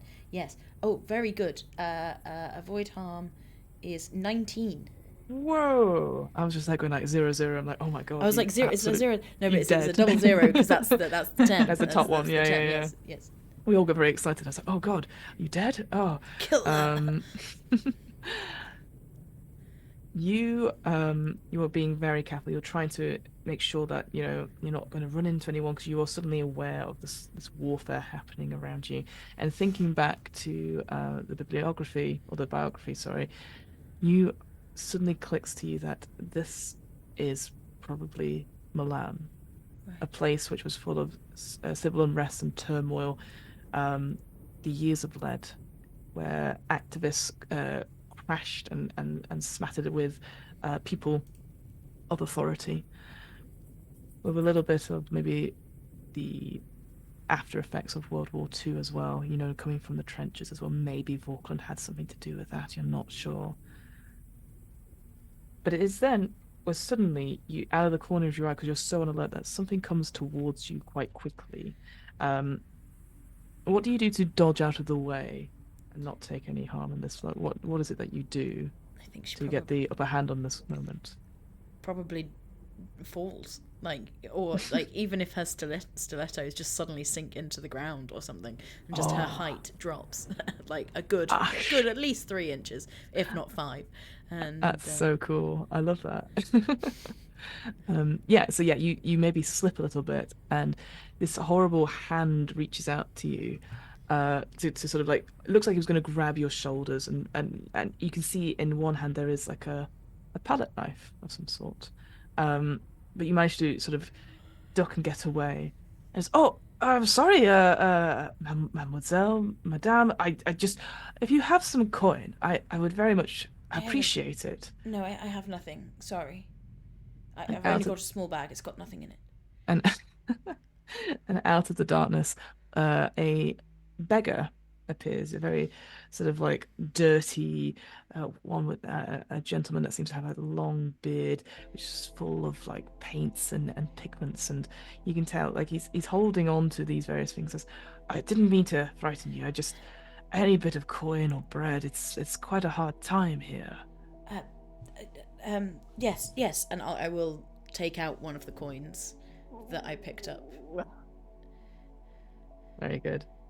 Oh, this is so valuable.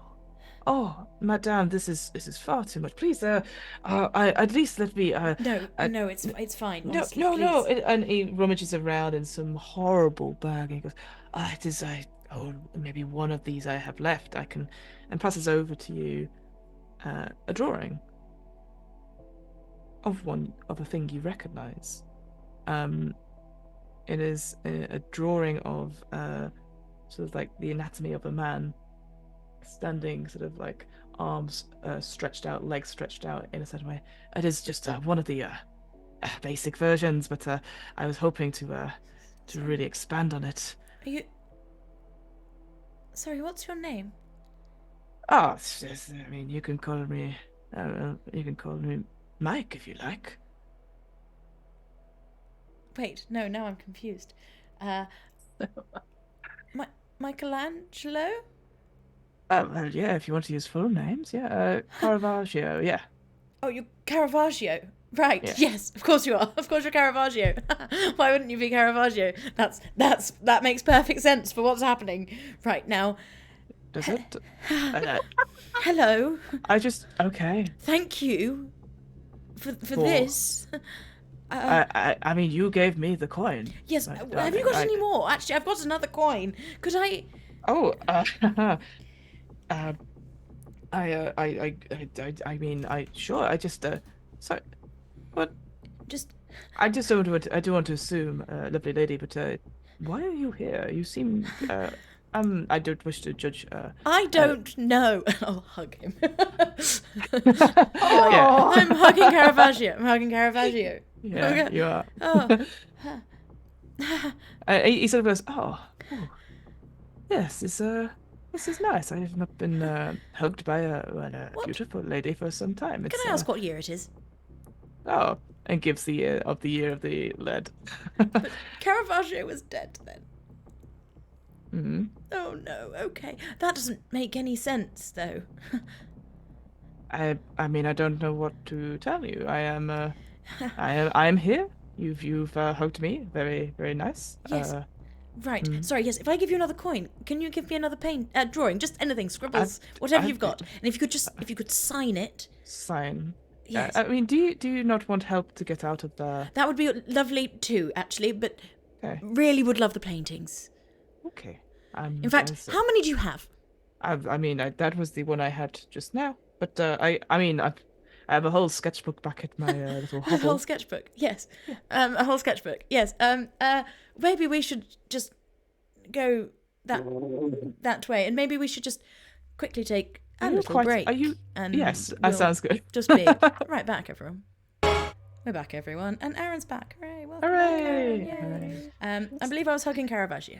You were hugging Caravaggio. But it's true what you think there, but you should be dead. You shouldn't be alive now. Right. Because he wasn't alive. You know that his dates he was sort of around from like 1573 to 1610. Totally different century. Yeah, completely different century.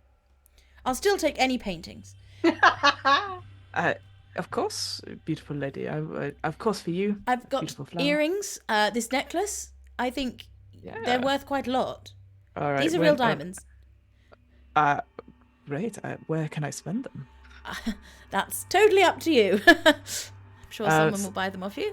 Let's go for the greedy roll then, shall we? So yes, when you're driven by an unquestionable desire for money and wealth, roll +0 to see if you are in control I've got a of your -1 desire. because of my stability. You do. Oh, but it's good. It's a 16. Yeah. In the moment, because obviously Caravaggio is like... It's Caravaggio. It's Caravaggio. Weirdly, it's not the Caravaggio you had in your head. Not that you had like a picture of him growing up or I thought anything he like was that. more attractive, to be honest. I thought if I met Caravaggio, I'd probably fancy him a little bit. Yeah, like he comes across in the research that you would have done about his, just through doing art history and whatnot, and that he comes across as like a very sort of confident, like, he's inspired artists for so many generations, and yet the person in front of you is almost, is sleeping rough, it's like, is just doing the best they can to get by. So it makes no sense at all, like why they're here and why they're acting sort of like almost surprised that that you are like treating them at a high level. So suddenly you realize that maybe you're being a little bit overwhelmed. That you still have the picture in your pocket. Yes. You know what? Actually, sorry. If you could just you can have this other coin, but if you could get me out, that would be wonderful. You're a wonderful artist. Oh, that is, well, I've not been able to paint for some time, but I appreciate. Hopefully soon you can get back to your time and do some painting. Well, What? I mean, it's quite a tough times all around just now. Right. It's, Yes. So, Colonel, this is no place for a beautiful lady to be. Please, Thank please. And offers his arm. I'll take it. Yeah, it's, I mean, like, he's real. It's almost surreal after all these illusions and stuff. You're like, ugh, not so sure. There is a smell, and there is definitely some grime that sort of wipes off a little bit on your evening dress. But holy shit, Caravaggio. Caravaggio! And what we'll do now, we'll head back to Sid. So Sid, you don't really remember how you get to Mary's office. What I would say in gameplay terms, you have one serious wound as the fingernail cut that Vaucland's father put upon you before disintegrating looks like it, whilst almost like sharp and not too deep, is definitely infected in some way, feels very toxic, and sort of it hurts. Mary instantly, as soon as Tara and Erienne leave, comes and fusses over you, gets out the currently unused medical aid kits, and sort of daubing on stuff. It pains. There's like a little bit of iodine that she has, like, which has not been touched in many years. Again, it's one of those. This art center has been around for many, many years, and yet has all the sort of stuff just hidden in a drawer. And it stings and hurts. And for the time being, that -1, sorry, we'll be going on to. But I think as soon as you join the others, that will disappear a little bit. She also brings out, I think you guys drunk the bottle of champagne. She brings out like a small sort of, she brings out Dubonnet. She goes, I was a gift from one of the other clients. I didn't know what to do with it. If you need it, just to take the edge off, please feel free. I don't think Sid's ever heard of this, doesn't know what it is, but if it's promised to be alcoholic, he will immediately drink it. Yeah, it's fortified wine, essentially. Oh, okay. Yeah, and it is stronger. Mary goes, normally I have it with gin, so we have like 2 parts Dubonnet, 1 part gin, and normally sorry, I'm rambling. Yeah, no, I understand why you don't drink it straight. Yeah. Oh. What happened?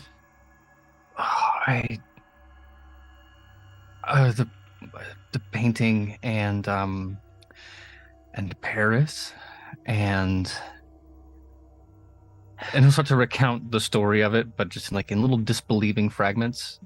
Yeah, you're very wise to maybe not tell somebody who would come to you in sort of a private moment to be like, there's some weird stuff happening at the gallery, and you were like, I'll sort this, and it turns out there is weird stuff happening at the gallery.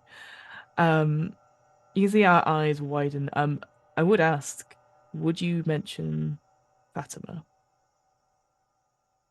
Oh God, I don't. Well, I will say this, that Sid's stability is pretty low, and he is also injured. So that does not strike me as a combination of facts which leads to like a well-restrained and thoughtful man.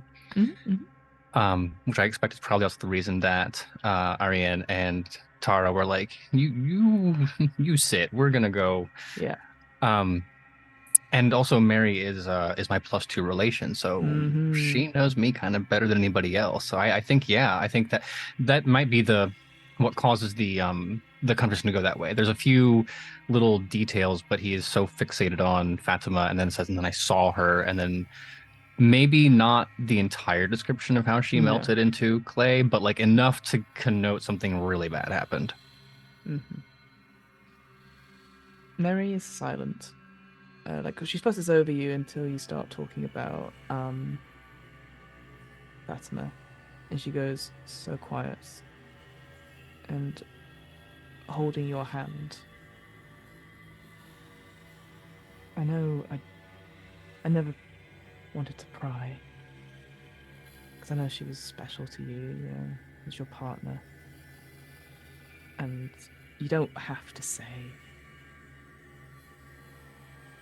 But if you saw her, that, I mean, she disappeared, right? She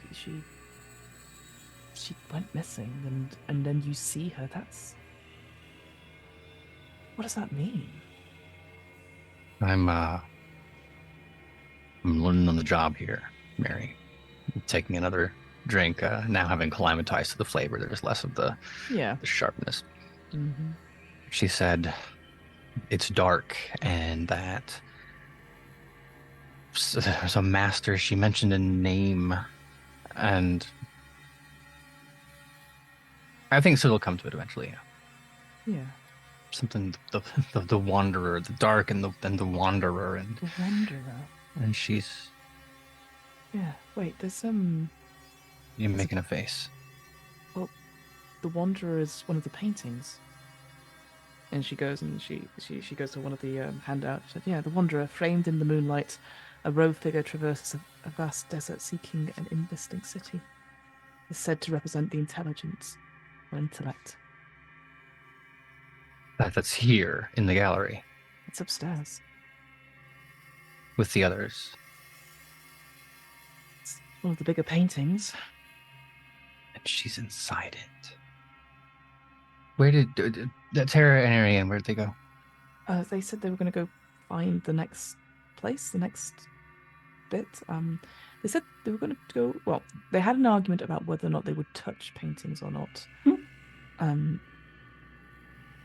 But they said well, actually, I don't remember if they said they'd come back or if they would need you to go find them.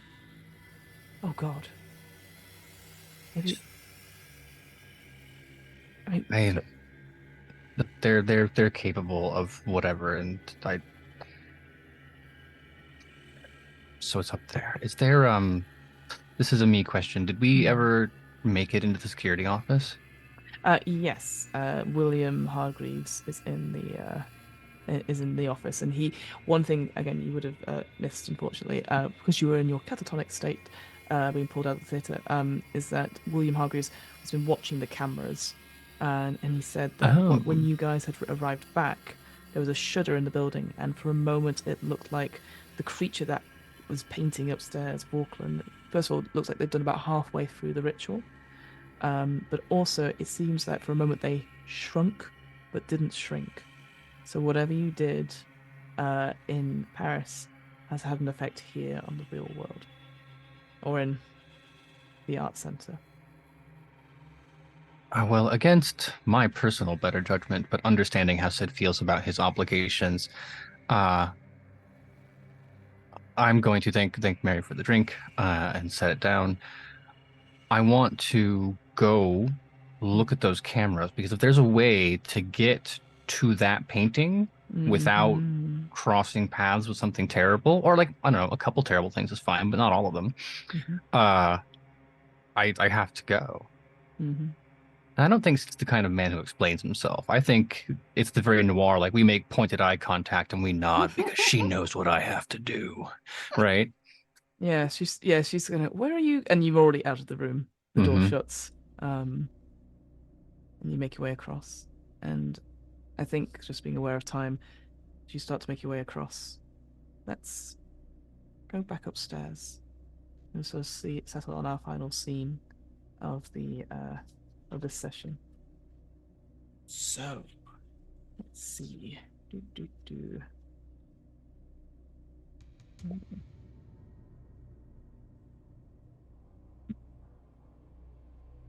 The camera sort of pans across the open space. Now this time there is more blood sigils. There is more of an obvious, almost like pentagram that has been lined up in the main floor. You can actually see horrible sort of creatures, some floating at this point, actually taking down parts of the atrocity exhibit down to the main floor. Only a couple of them at the moment. Probably, say, the prison and the Feast of Ignorance have been placed down on their easels in their corresponding space. Sort of almost gently put there. Vaucland, or what is Vaucland, is continuing to paint and paint and paint. In the corner is the person who formerly was Marielle, a obsidian angel staring at the creature of Vaucland. Her eyes looking so real, staring out of her grey stone skin. Her wings twitching ever so often with obsidian sort of feathers floating down. She's looking at her beloved, but not with eyes of love and adoration as one would expect. She wanted to be saved and has not been saved. We sort of flash back to a doctor's office 6 months ago, on her hearing the news that her illness is terminal and that she has mere months to live.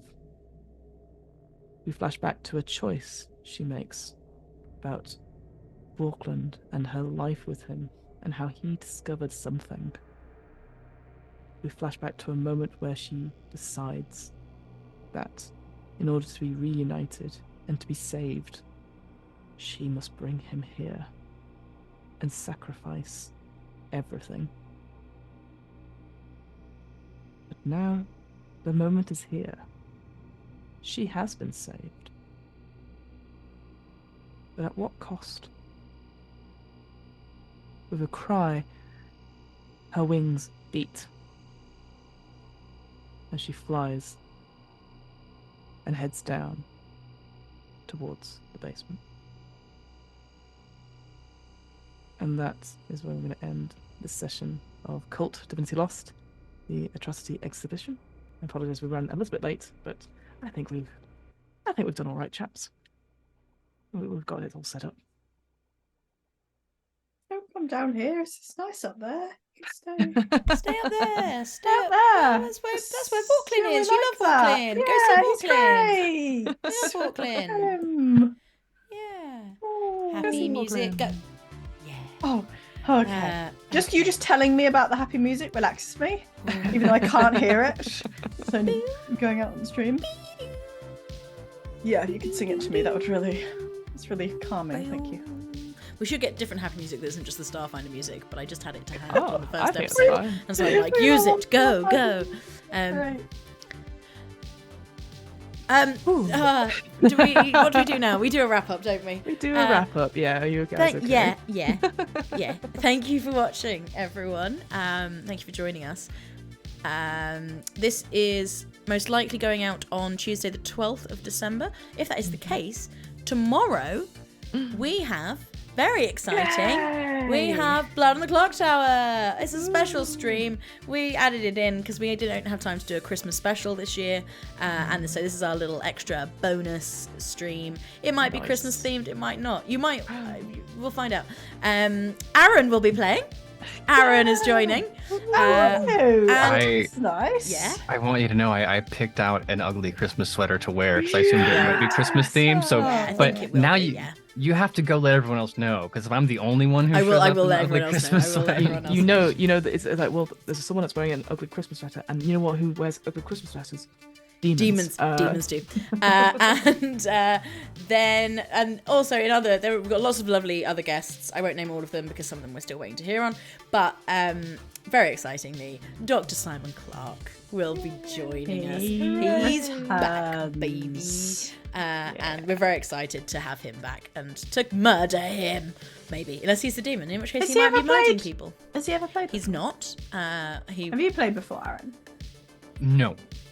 I think there are newbies out of... Are there There's more a newbies? couple of people who have played. Well, a few Okay. people who have, and then potentially a couple of other newbies as well. There's quite a few people from our last stream coming back, I presume.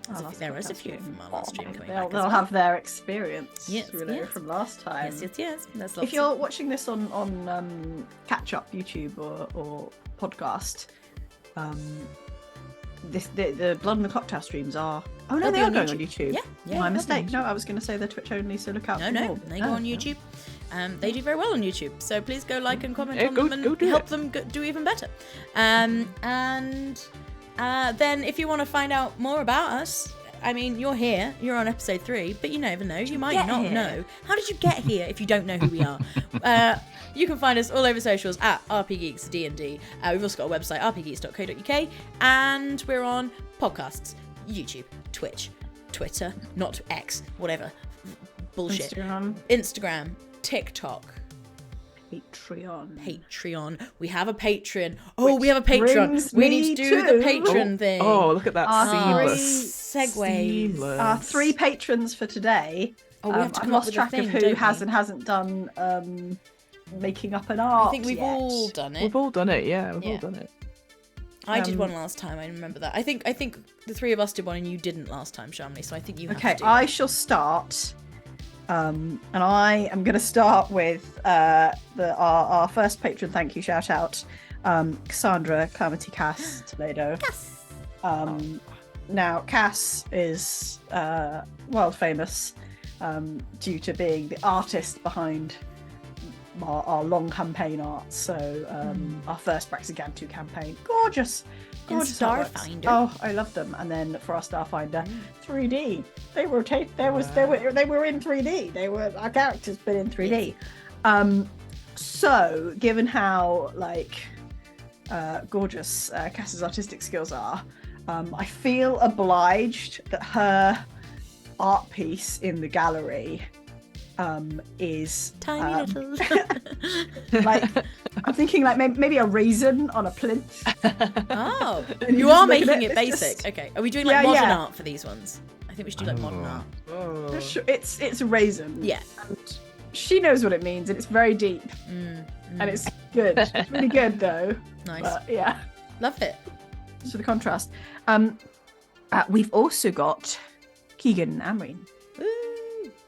Any bagsies? You don't have to know anything about the person. It's all right. I'll do Keegan. It's fine. Yeah. For Keegan, let's come up with a weird contemporary We'll go art weird thing. one art. Yeah. Keegan Amreen, it's a little plaque, and you look and you don't see. It's a plaque. No, you see the plaque. The art is the and then you plaque. don't Okay. see anything, and you're like, wait, Right. Yeah. where's the art? And you Oh. look up, Oh. Okay. and there are 3 light bulbs hanging. Yeah. And the first one and the second one are just like regular light bulbs, and then the third one has like black swirls in it and is casting like weird shadows. Love that. Let's see. That could be an actual bit. We of don't know what it means. We contemporary don't know what that means. No, you either. don't know. It Right doesn't in. tell you what it means. It's Tell art. us what it You means, have to guys. assume You what have it means. to interpret Obviously, there's a it. very Yeah. deep meaning to it, but There is. Yeah. There is. For sure. And then finally we have Andy Hartley, long-time friend of the show. I think when you go to see Andy Hartley's piece, it is a white canvas with a black serif font that is just a GPS coordinate, a time, and a date. oh, And I don't know if it's already happened or if it'll happen. It's happening in the future. oh yeah. Because what Andy has done is calculated like the arc of stars and stuff, and that spot at that time and date is the view, and the view is the art. Oh, How cool is that? Wow. That's good. That's great. That's so sweet. I That's thought it was really going to be really good. creepy. Yeah, I thought I was gonna be like, a head, don't- head in a box. Yeah, really. don't go Yeah. to the Yeah. middle of And the then they're desert dead. at that time and plate. But no, That's it's what a happened view. in my Yeah, portrait. and I was like, Andy has probably gone out and painted something on the ground, like the X and the direction. So if you go and you're look there, in the it'll right- tell you where to Yeah, face, yeah, and then okay, you'll get to okay. see the exact skyscape that. that He would be is- that is is so actually awkward if you were awesome. looking the wrong way this whole Yeah. time. You're like, there's Yeah. nothing Right. there, and then you get turned around. And you're like, oh, oh. Brilliant. Well, so that's our Patreon shout out. If you would like to join our Patreon, you can find it at patreon.com/RPGeeksD&D. We've got lots of different tiers, and you get a little behind the scenes access. We do a little show after these episodes where we talk about things we liked and didn't like and were terrified of throughout the episode. And we were always like, it'll take 10 minutes, and then we talk for half an hour without fail. So yeah, so it's really nice and lovely over there, and like you can write us comments, and we tend to reply sometimes, and it's just a nice way to support us if you want to support us, but also don't feel like you have to.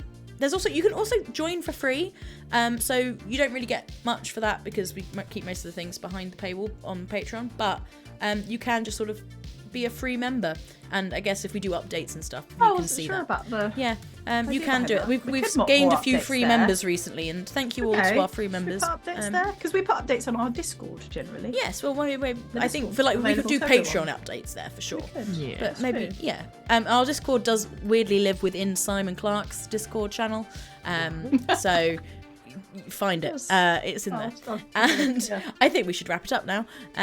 Yes. Thank you all so much for watching. We will be back next week. So the finale of this will be on the 18th of December for the final part of Cult Divinity Lost. And join us on December 13th, if you're watching this in the past, before December 13th, for Blood on the Clock Tower. That was a great way of saying that. Thanks for watching, everyone. We'll see you soon.